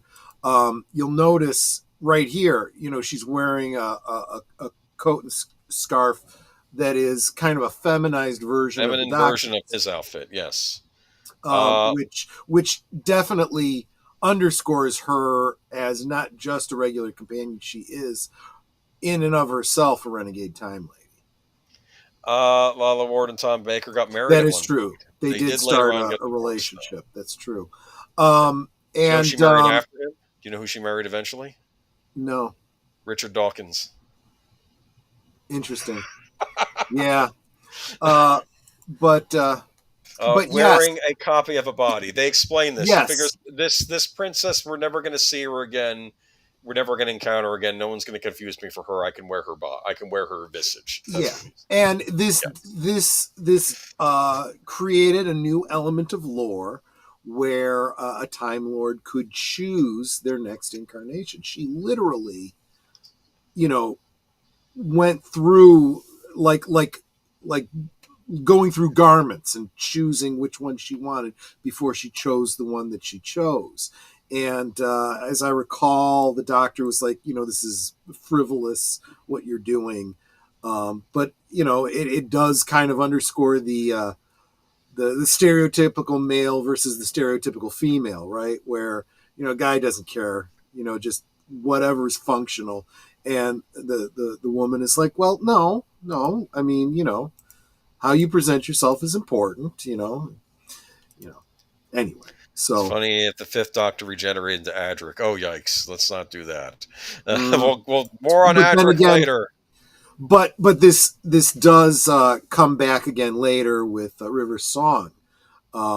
She does have a line where she's in the middle of her regeneration. And she goes, stop talking to me. I'm trying to focus on a dress size. Don't get me started. I'll have plenty to say about the Matt Smith. Concentrating on dress size. There you go. Yeah. Concentrating on concentrating on dress size. Don't get me started on Matt Smith. I'll have plenty to say when we get there. We'll get there. We'll get there. New Daleks. This episode is Destiny of the Daleks. They end up, where are we? And then Tom Baker finds out from this group of, I guess, alien space travelers that they're on Skaro. Turns out they're not really aliens. They are a robotic race called the Movellans. There you go. And they all have Bo Derek's hairstyle. Yes, and they are the arch nemesis, or arch enemies of the Daleks. But this doesn't mean that they're good. They're True. also a dangerous alien race, right? Or alien Yes. robot race. They're full on robots, though. The enemy of your enemy can still be your enemy. Yes. Yes. So that was interesting. I believe Terry Nation also came up with the Movellans too for this episode. And our old friend is back. Davros returns. Turns out he was able to be resuscitated, and I think that oh no, wait. I think Tom Baker finds him again, right? It's just. Yep. It's an okay episode. Some people said this is not a great Dalek episode. I remember thinking it was fun at the time, so I don't know what people are complaining about. I noticed that this season was kind of plagued after the Key to Time season. I know that there was I think a BBC strike happening, right? I don't remember, but I wouldn't be surprised. Yeah, it stalled production. I think the producer of this era of Doctor Who finally leaves. I think the BBC believes this show needs to go in a new direction. But I remember that was the thing. I remember one of the serials didn't even finish getting filmed. I put this in here. This is from City of Death. I believe this is Big Al's, one of Big Al's favorite episodes. I believe it takes place in Paris. They're trying to visit the Louvre, I believe. And is this the one with the Mona Lisa? Yes, and I think Romana makes a comment about how, well, in Gallifrey, our computers paint our paintings for us. And it's not the same, when you're using, you learn when a human learns technique. And it's funny. Yeah, it's not only is it funny, it's unfortunately very prescient as to where we are now, or where we are coming now. Because at first, when you think of this, how on earth could a computer paint a painting? And I guess we're sort of there. I would argue they don't paint them that well now, but good enough for a thumbnail. Anyway, I don't think they should have brought back Davros. Him dying the way he did is more interesting instead of turning D into a recurring villain like the Master. Fair enough. People probably have argued. I agree, but I do feel like his death, just before the regeneration of the David Tennant Doctor, what was his line? I name you now and forever the destroyer of worlds. That was some good stuff when he finally dies there and he blames the Doctor. It's like, you were responsible for the creation of the Daleks, and setting them on this path, and now you're responsible for this genocide. I'll explain to you why they wanted to bring Davros back. Why eventually with the Cybermen you get this recurring cyber leader all the time. I think even though you have these evil alien races like the Dalek Cybermen, they wanted something like a sort of reoccurring figurehead of them. So for the Daleks, it becomes Davros, someone who the Doctor can talk to, have a conversation with. For the Cybermen, it was that recurring cyber leader we'll see later on in the Peter Davidson era, because he would always show up again. The same actor would play him each time, right? Even though it was probably that was from City of Death. I'm trying to remember what else happened this season. So wait a minute before you leave City of Death. So they have this whole storyline again, a great use of time travel, where, if I recall correctly, and please correct me if I'm wrong, if I have the wrong episode, but they go back in time because somebody is doing counterfeits of the Mona Lisa for monetary doing gain, it in the past, but they are so well done, they pass muster. They look exactly like. Don't they pass muster for carbon dating as well? Yes, and that's what happened. Yes, and it turns out that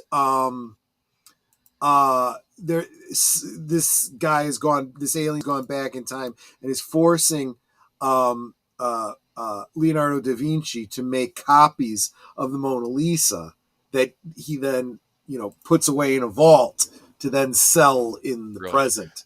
And they don't appear to be counterfeit. They appear to be actually the work of Da Vinci, because they are, and they are old enough and stuff. So the Doctor goes to he in the past he paints on the canvas, "This is a fake. This is a fake. This is a fake. And the big wrap up of the episode is that the one that's in the Louvre is one of those. This is a fake, and nobody knows it. And he's like, well, technically, it's still Da Vinci's Mona Lisa.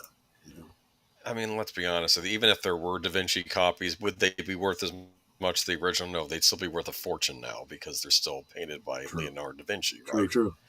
Can you imagine that if there was like 100 Mona Lisas that he had done, all of them almost identical, and well, we know of 100. We've numbered them. This is the the Louvre copy. This is the whatever, all the different, cities that it might reside in.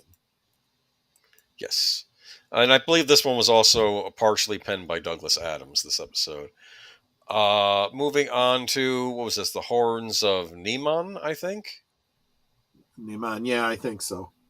After colliding with a spaceship, the Dr. Romana and K9 team learned that young natives from a peaceful planet called Aneth are being transported into a great labyrinth called the Power Complex. What do you think? Yeah, I think there's a goblet at the center that they have to get to.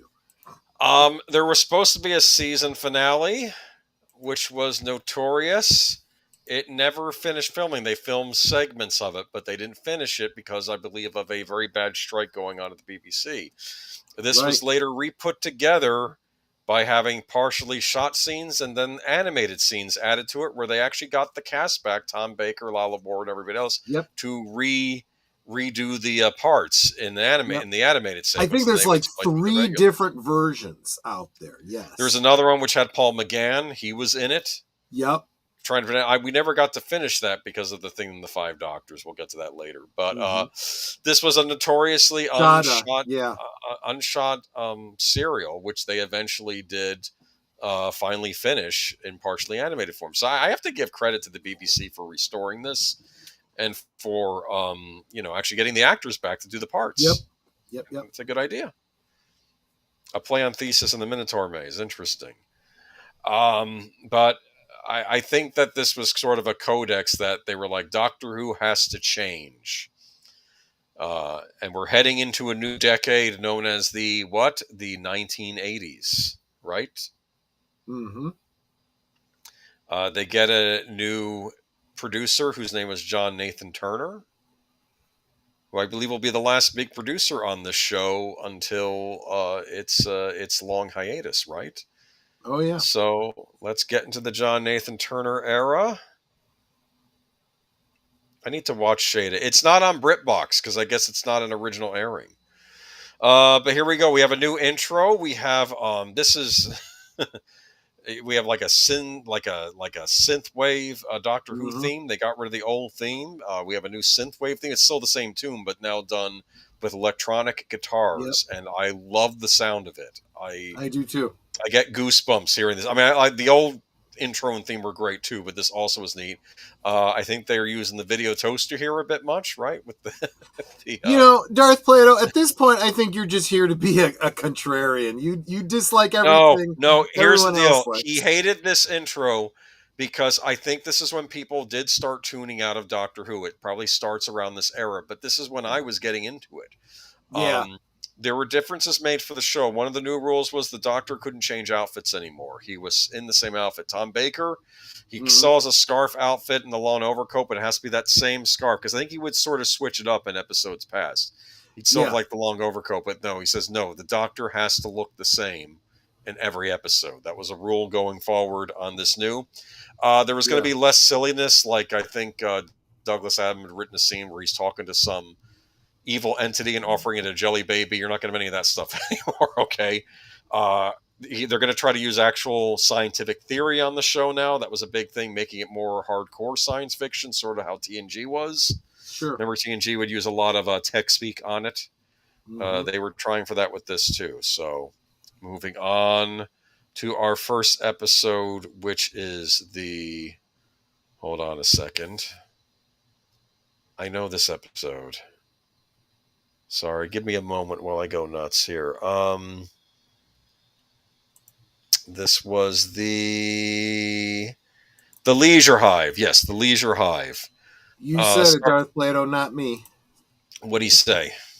He's calling himself a curmudgeon because I called him out. But that's the thing. We all become curmudgeons at some point. For me, this Mm-hmm. is peak Doctor Who right here, the 1980s era. Though I'll admit that I do agree that probably the prior Tom Baker years are probably now considered the golden age. You'll see what I call this era next week. I think I'm going to call it the new wave. Okay, because 80s new wave music. I don't know. Look, I'm going to just say this. Mm-hmm. Even the worst episodes of the Tom Baker era are better than every single episode of the Jodie Whittaker era. Yep. Done. That's the problem. Done. Because you can tell, even if something doesn't land, that the people behind it were trying. Right? Yeah, exactly. I remember liking the Leisure Hive. I think it ends with like an army of this young guy, this young plant type alien here coming out of this thing. It was neat. I like the music. They really, if you're into this creeped me the heck out. This is from the episode Meglos. Last of the Zolthatheron. As I recall, the book cover, as I recall for that, had more of a green skin, and it was like, no matter how you look at it, it's just, that creeped me the heck out. I never understood why they never brought Megalos back. Of course, maybe you could argue he died in the end of the episode, but they always do these kill-off villains and they come back. But he was this giant cactus. Don't say that. I've had problems with the stand for my mic. It might just drop, and I don't want that to happen. Yes, Cactus Man.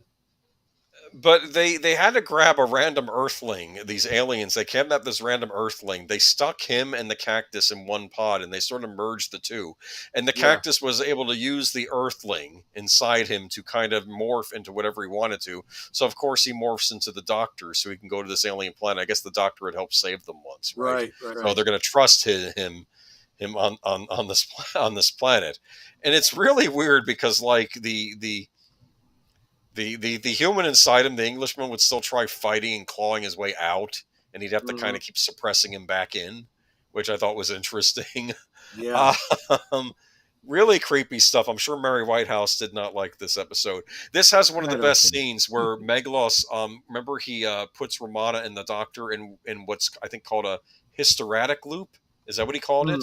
Not even a Time Lord can escape a hysteretic loop, where they had to repeat. They were repeating the same 2 minutes over and over again, right? Yeah. Remember that? Yeah. And finally the Doctor figured a way out of it. Like, because then they would repeat it. It was sort of like a micro version of that TNG episode where the Enterprise kept blowing up, right? Except instead of like cause a full and effect, it's like in 2 minutes. Yeah. And or they kind of revisit the idea in the Capaldi era. Probably an episode you never saw, where he I need to rewatch thousands of years, over 1,000 No, I years, saw that episode. That was season 2 of Again. Capaldi. Yeah.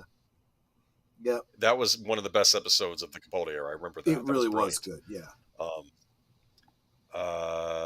Jacqueline Hill returns to Who. Interesting. Not sure if I remember who that was. But yeah, Meglos, that was a fun episode.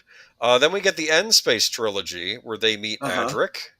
Yeah. And this was interesting. This was part of a contest where a young British citizen, like a kid, could write the idea for the episode, and they got turned into it. And I think this child had the idea of this like alien race that would like, I think it had something to do with the seasons, and this was called Full Circle. It was actually rather brilliant. Like the Marshmen would rise through the swamps during the dreaded time of mistfall. However, the Doctor realizes that there's something amiss in Aldris. It was a good idea for a story.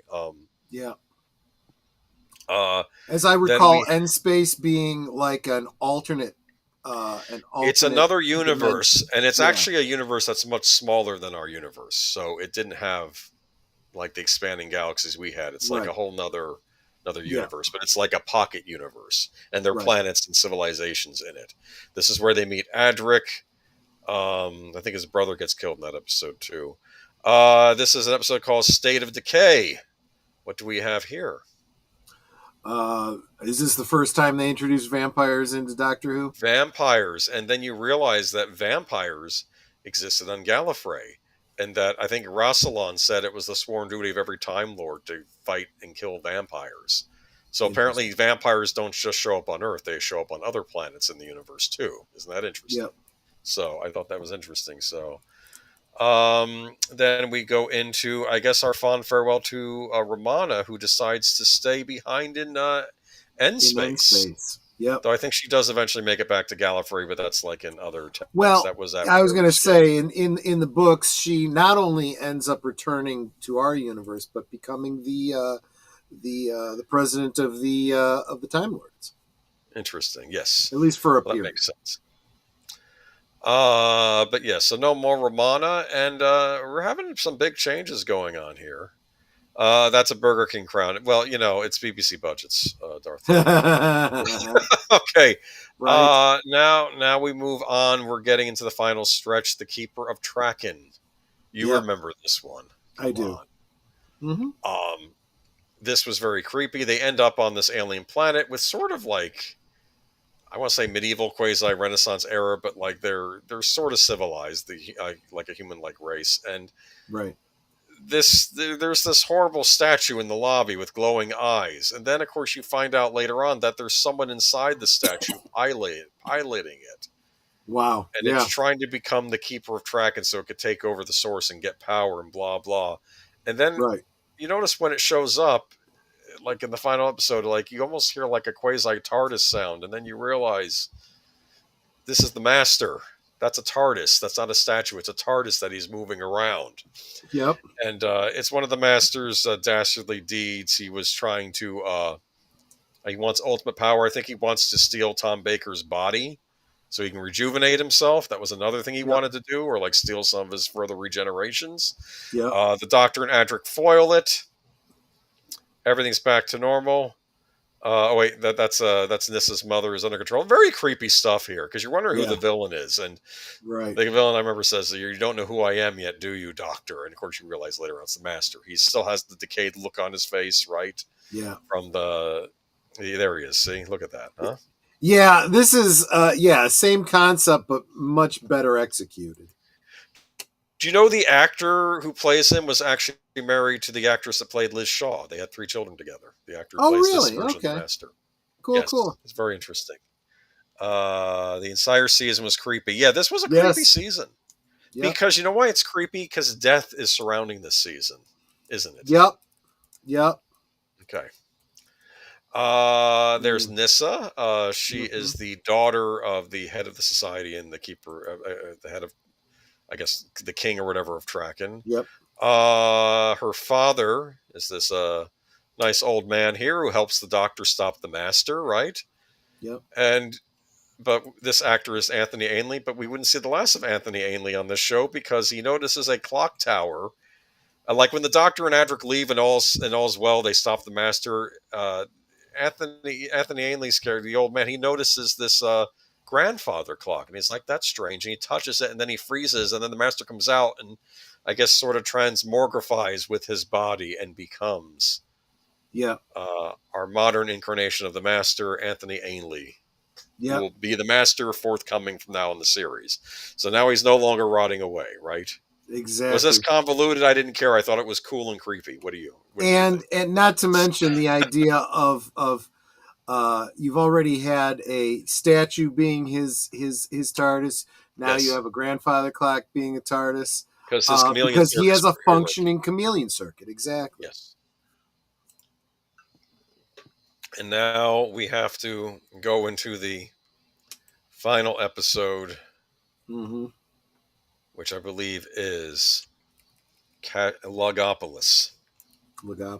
Yep. After her aunt is murdered by the Master, an airline stewardess named Tegan Jovanka becomes an unwitting stowaway on board the TARDIS as it travels to the planet Logopolis. There, the Doctor discovers that the Master's interference with the Logopolitians' advanced mathematics has unleashed a wave of entropy, which threatens to consume the entire universe. The 2 Time Lords enter into an uneasy alliance. Their only hope lies on Earth, but then, in the moment of greatest crisis, the Master plays his ultimate trump card. That's from the Wikipedia explanation for the episode. So yeah, they managed to stop, I guess, the universe from collapsing, but the Master, I guess, has one final trick up his sleeve, right? There's Tegan, our first Australian companion, right? Yep. That was a big deal. She was from Australia. I believe she was a flight attendant, right? Flight attendant, yes. She's in that lovely purple uniform. Yes. I guess they still had flight attendants in 1980. So there are 3 companions. So look, we got a brand new crew, but we still have the old Doctor. Yep. Or do we? All throughout this episode, what do we see? We see this mysterious character. Is this the Traveler, I believe it was called? We didn't know what it was, right? He kept showing up, right? Yep. Like in the background, this ghostly figure. Who is he? Yep. Unfortunately, the Doctor, he tries going after the Master, but then is clinging for his life and eventually falls a great distance down, right? He falls from a radio tower, yes. Falls from a radio tower, and the Master leaves again. Anthony Ainley wasn't as iconic as Master as Tom Baker was as Doctor Who. Yes, he was. Anthony Ainley was a great Master. And now we're going to move on to what happens. I guess this stranger kind of comes over to the Doctor in his dying moments here, right? Mm-hmm. And there's I don't have a clip, I don't have pictures of this, but I remember there's a great thing. He covers him, and then you realize the Doctor is dying, and they show all the companions, and they're all saying, Doctor, Doctor, and you see Sarah Jane Smith appear in his head, and Leela. Yeah. It's like he's remembering everyone, everybody, and K9. Remembering everybody. I think he remembers some of his villains, like that Centauran that invaded Gallifrey. He shows up in his image. And then, he kind of the Doctor's equivalent of his life flashing before his eyes. Basically, yeah. Because in the way his life is in Doctor Who, it's whenever he meets some villain, it's like, I'm the Doctor. Look me up. Well, that does come. That does. It starts happening a lot more in the Tennant era, Moffat era too. But I think the seeds of it were really laid with Sylvester McCoy. We'll talk about that. You're right. Next time. Future time. Yeah. Next time we do Doctor Who. Yeah. So here we go. He's getting. This was all. I even though this was like a video effects, I thought this was an interesting effect. And then certainly he's all. Cool. It's like he's got pasty stuff all over himself, and then it's like it's Peter Davidson and. Yep. There we go. And he's fully transformed. And now, for the first time in Doctor history, the Doctor is played by a much younger actor. Yep. Right? I think he was the youngest up to this point. Yeah. He had grown up watching it as a kid. That was that was the time period. And then this was interesting. The exit intro has his face. Yeah. As it goes out. And we were left on a cliffhanger. The Master's on the loose. We have a new Doctor. They're all kind of stranded there. What's going to happen? You had to wait till next year. Of course, not if you're living in the United States, because you usually just watch these all in a row, right? But, yeah. But this was the big cliffhanger. That was the Tom Baker era. When you were talking about the figure that bonds with the Doctor, I believe his line was, "This moment has been prepared for."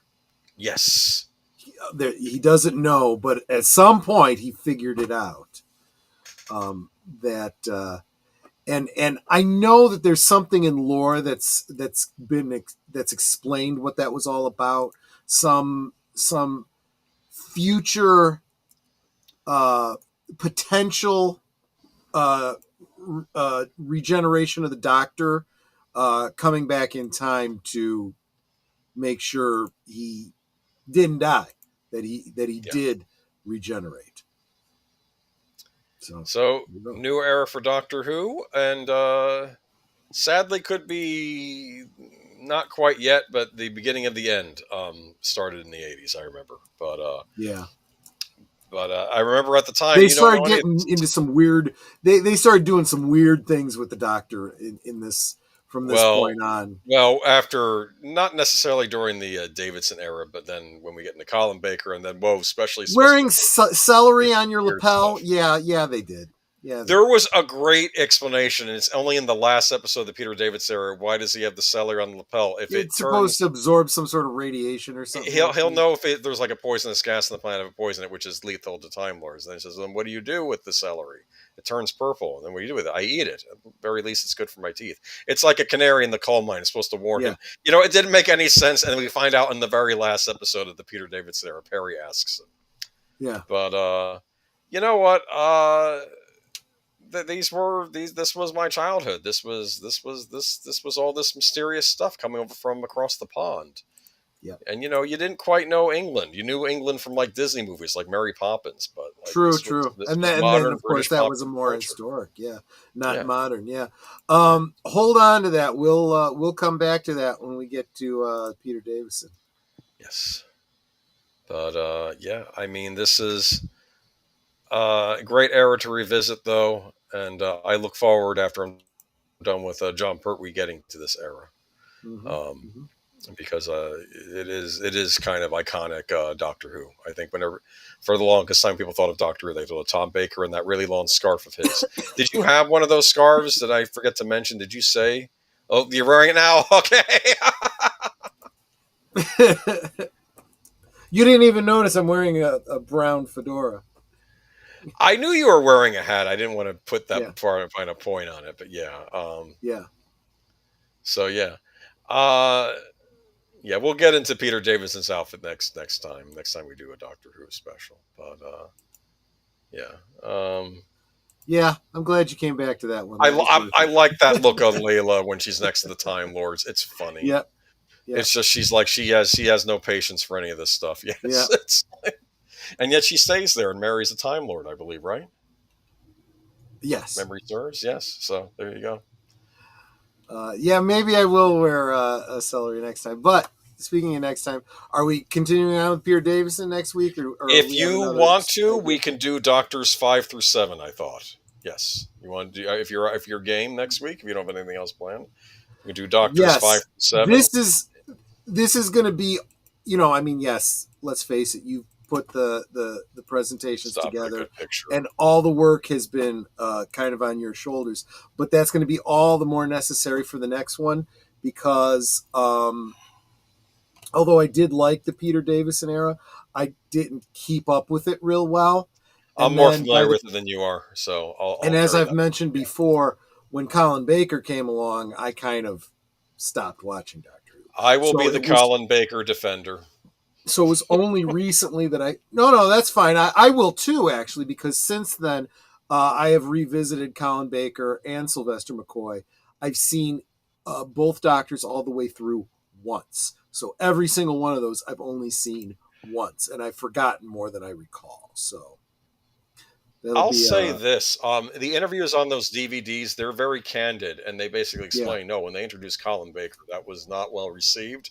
That set the whole wrong tone from the get-go, and they realize it now, but people were fighting about it back then that it was the right way to go, But let me get a good picture of the three of them together. There we go. Look at that. Yep. But rest in peace, Elizabeth Sladen, and Tom Baker's still with us, though. Yeah, he's doing good. Not a big finished audio production in him yet, maybe. He even kind of sort of reprised his role during the Matt Smith era as the custodian. No, the caretaker? Yes, the museum guy. Yeah, curator. The curator. That's right. That was the line that I sampled for my opening. Who knows? All of them were my doctors growing up, but Tom was my favorite. Yeah. I mean, he's many people's favorites. I'm not going to throw that against you. I have a soft spot for Davidson. We'll get to him next week, though. But I think they had the formula down pat during the Tom Baker era. Yeah. And one thing I'm surprised that not a single picture that you put in here showed his sonic screwdriver. The sonic screwdriver really came into its own during this era. It was introduced in the second Doctor. The second Doctor had this little pen light that was the original sonic screwdriver. Pertwee has it too, because I've seen him use something in episodes. Tire gauge. No. The first one was a pen light, and it was literally used to drive a screw. It really was. But then, yes, Pertwee had it. He used it a number of times, and a very similar way. And that one was a tire gauge. You're right. And then they kind of amped it up a little bit when they gave it to, and he used it a whole lot more. Thank you again, Nate.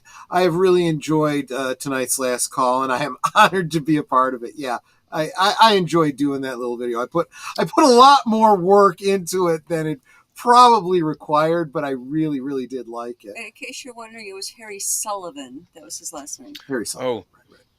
And I really enjoyed, honored to be a part of it. We were happy to see your segment at the beginning there. That was I mean, I think many of us, all of our geek fandoms, they are discovered by accident. We discover a lot of things by accident. True. You know? I mean, well, this one was one where I was literally introduced to it by a high school friend of mine. He was super into it. He had literally every one of the novelizations that had come out for every episode up to that point. He had lived in the UK for a while, so he had seen a lot of stuff that people here couldn't see.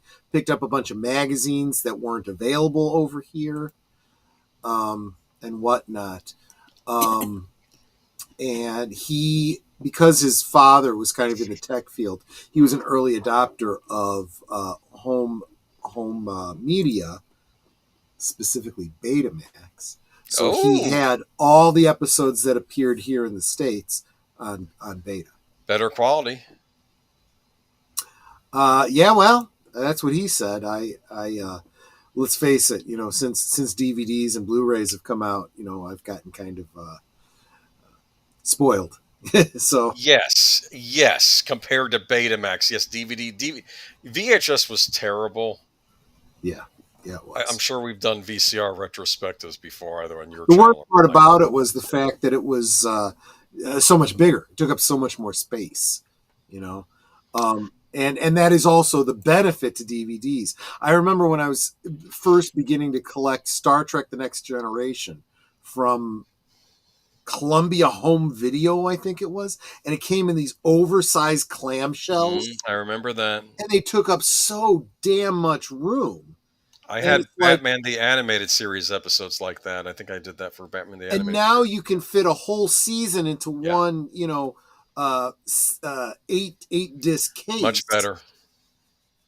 Oh my word! My Blu-ray set of Batman the Animated Series probably takes up less room than one VHS case for Batman the Animated Series I had back in the day. I didn't think about that. Probably true. Peter Venkman fan site says I first saw the Cushing movies before the series. Yeah, we'd mentioned those briefly last week. I recommend, if you haven't seen it already, there's a YouTube fake trailer for Daleks versus Beacons. It's a lot of fun. I recommend you check it out. It's like the third Dalek story era from the Hartnell era, where if they had done that as a movie, and they have like the Peter Cushing Doctor in that, and they have Christopher Lee show up as Count Dracula.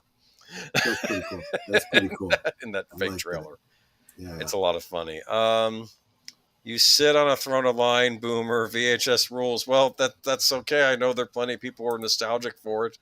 Like, apparently Quentin Tarantino still watches VHS tapes, which some guy over at TMZ heard that quote, like from the red carpet. He's like, wait, no, he's kidding me. No, he doesn't watch VHS. First, let me say welcome to Kolchak. Thank you. I'm so glad you're here.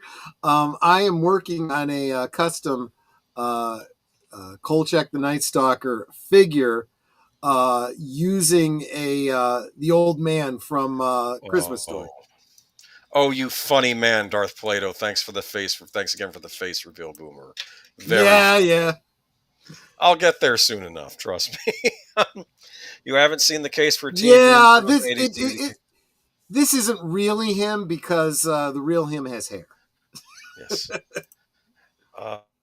Yeah, I know the Turtles DVD releases. There's whole YouTube videos about the frustration fans have had over how that's been released on DVD. I have a few like single disc sets of the old Turtles cartoon, but not like the full-on set. I basically said, if I'm going to buy the entire series, put it on Blu-ray already, whoever owns it, but it's probably not going to happen. That and the Ghostbusters show, I'd like both of them on Blu-ray, but the real Ghostbusters. I hate to say this, but there is the way AI is going, AI upscaling, so to speak. As horrible as it is, you can do it yourself if no one else is going to do it. Listen to me. I want them to pay someone to restore these series and put them on Blu-ray. I agree. I I want agree. Phantom 2040 on Blu-ray too. That never even got a DVD release. Don't get me started. Did you know what Phantom 2040 was? An animated series. It was the character designs were by Peter Chung, who did Eon Flux on MTV. He did the character designs. Oh, okay. It's about the character, the Phantom, the new generation in the year 2040, and it was like a cyberpunk era Phantom, like stuck in like a cyberpunk world, and it was really good, really well written. People who wrote for Star Trek: The Next Generation did the writing for it, even though it was a kids show, and it was really neat. And it only had one season, but that's okay because I think the main story wraps up anyway. But I never got to finish seeing it. It was on the syndication, played it off times. I want to watch it from beginning to end. Right. So just release it on Blu-ray already. Rant over. I want. I'm gonna say this. 90s television series restorations or it's been terrible. For some reason, people ignore television. There's so many 90s series I want to see get the HD treatment and get restored. I want Lex to get a Blu-ray treatment. Remember Lex? I do. Yeah, LEXX. Kind of like New Who without the Doctor. That's how I would describe it. So what you do? Phantom 2040 is on Tubi. I am there, Geek Flag. Thank you. All else fails, go to Tubi. I'm there. Thank you for telling me that. I will check it out. I always say, own physical media, and if they've never put it out, make your own physical media. And you can go to Winx YouTube Downloader. Download that app. You can use it to download movies off of Tubi and then write them to your own DVD. Yes. All right. So that's it for Doctor Who. Yep.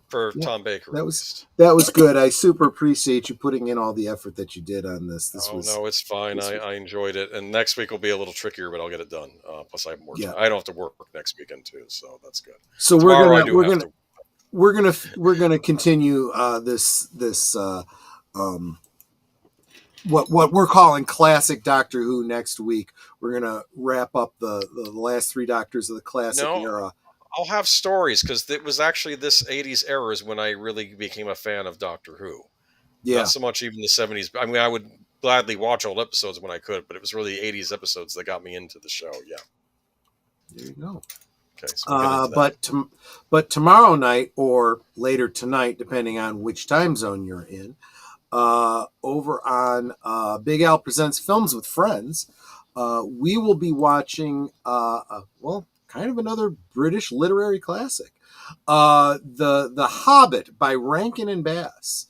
That's at 9 Central, 10 Eastern on Big Al Presents channel. Netter and myself will be over there.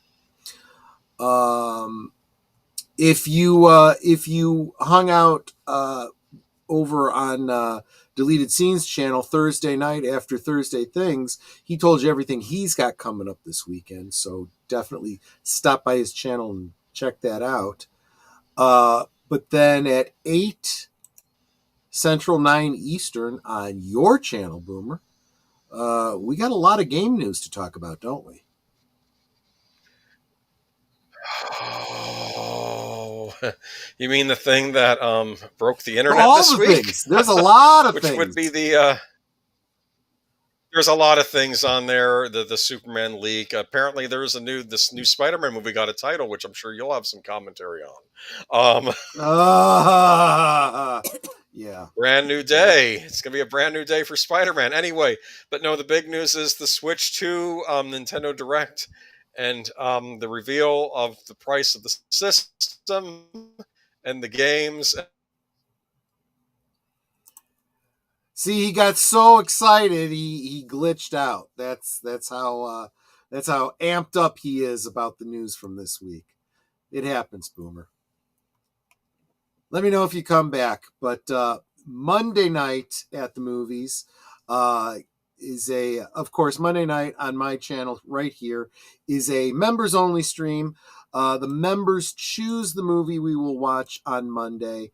And right now we have a poll up for the members. They're deciding between a number of Val Kilmer films.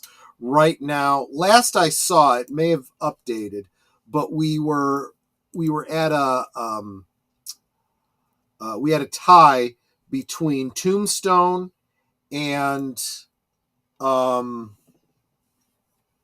was the other one?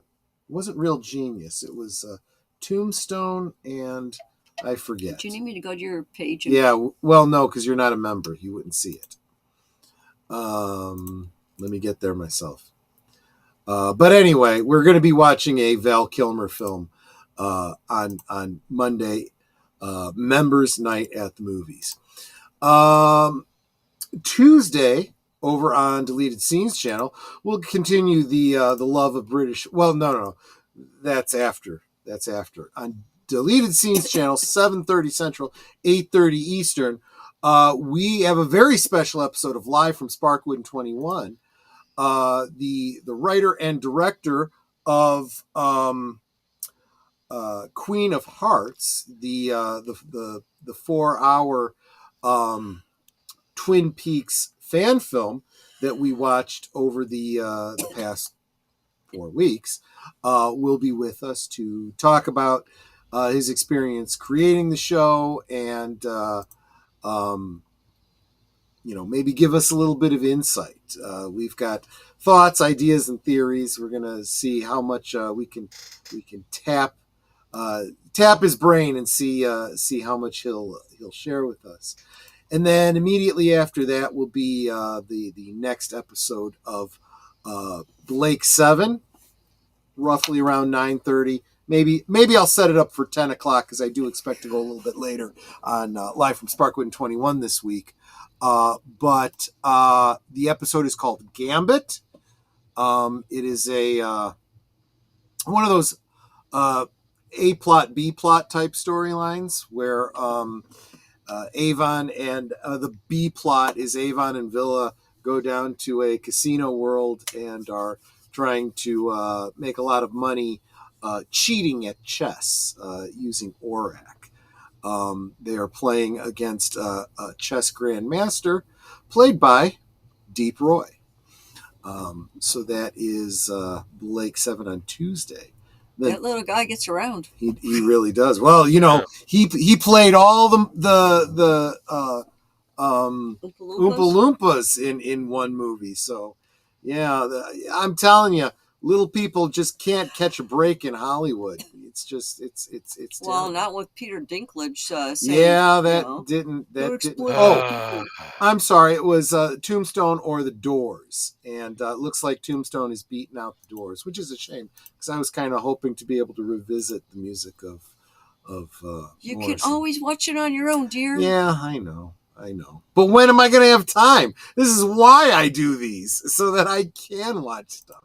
But anyway, so that brings us around to Thursday. Netter, what's going on your channel on Thursday? Well, I actually don't have any guests for the rest of the year. So right now it's going to be me and Troy just chatting away. But, if you're interested in being a guest on Thursday Things, drop me a DM on Twitter. Let me know you'd be interested in coming on. I'd be happy to have you. Or if you are and that's for if you want to grow your channel, or if you are a SME, you are really excited about a particular thing that you're like, I love this thing, I want to share it with people. Let me know what that is. Let's get you on, and so that we can learn about it too. Yep. So that brings us right to next Friday, where we'll be talking Peter Davison and Colin Baker and Sylvester McCoy. Yes. I want to know what my next movie is. Oh yeah, let's go a week at a day. What's your movie a week from later today? Flight of the Living Dead. So yeah, this is another one that I was we've had on our shelf for a long time, and I've wanted to watch it, but couldn't justify the time. We know it's going to be a bad movie, so come in with that expectation. Yeah, exactly. I've never seen it, but I expect it to be a bad movie. Yeah. Does someone order the fish? I think the humans on board are the fish. The fish. Okay.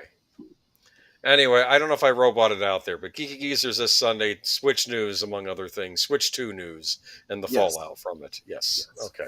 And that is the week in review. Before you glitch out on us again, Dave Ross, was there anything else you wanted to share, get out there, let us know about? No, I did mention what I was doing for good old days, but you probably didn't hear it, so you'll have to. I didn't. No, you okay. were All right. Yeah, I'm going to give you a history lesson on Nintendo consoles to where we got to, cool. Where we are today. So it's more of an infographic thing, so you understand Nintendo's highs and lows, so we know where we are now. There's a pattern with Nintendo. I think we're getting into another period. We'll see, though. Yep. And Netter, any last thoughts, words, anything you want to share? I love you. I love you too, sweetie. I love you very much. You are my companion. For life? Yep. Yeah, I don't leave the TARDIS. we pretty much don't leave the TARDIS much since 2019. You start working from home, you don't have to commute. You don't have to go anywhere. Good. I think I need another nap. Okay, we'll work on that. All right, guys. Well, that is the show for tonight. I really appreciate all of you hanging out with us tonight. It was a lot of fun. Nate, I super appreciate you sharing your story with us. I think it was probably a good representation of the story that a lot of us has. Maybe not specifically getting sick, staying home from work or from school to see our first episode, but we all can relate to the first time we watched Doctor Who and kind of getting captivated by it. Yeah, I don't think you asked me how I started watching Doctor Who. I don't think I shared my story either. How did you start watching Doctor Who? Well, Channel 11 was like the channel that I would watch in my household. Right. And I was watching British shows. So I'd watch The Two Ronnies and, I can't remember the other one. Dave Allen at Large. Well, Dave Allen, Benny Hill. Benny Hill, yeah. And then this show, Doctor Who, came on. Yep. And I'm like, hey, what's this thing? And I started watching it. And obviously when I started watching Tom Baker, he was my first doctor, it was like mid-season of Doctor Who. And I said, I remember the episode, which somebody had remembered the title of it, which I don't remember now. But I just remember them continually running through, it was the same room on the TARDIS, trying to get away from some icky bad. And they just kept coming into the same room, then exiting out, and then coming back in, and right. and you're supposed to be under the impression that all the rooms in the TARDIS were identical like this. Yeah. And I was like, okay, this is kind of weird and interesting. So the next week, I was like, okay, let's see if I could find the show again, because I didn't know what it was, and figured, okay, I'll watch my regular ones, and here's that show again. And I just kind of got hooked from there. Yeah. And then every week I would watch Doctor Who. It's pretty cool.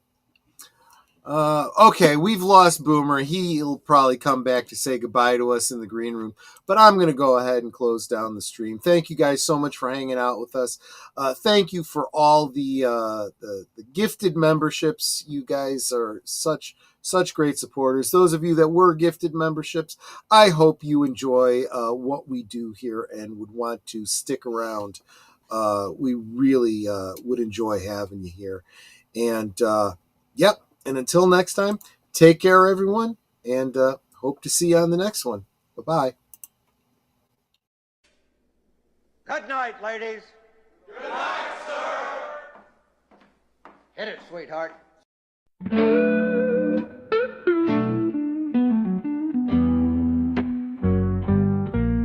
The neon lights are fading. Closing time is near. Whispers in the corners, secrets shared sincere. The bartender's polishing the final glass. Time slips away like moving through the grass. Last call for alcohol, make your dreams come true. One more round, friends, from me and you. Let's toast to the night, to the stories we've spun. Here's to the laughter and to what's begun. The shadows are dancing as we linger.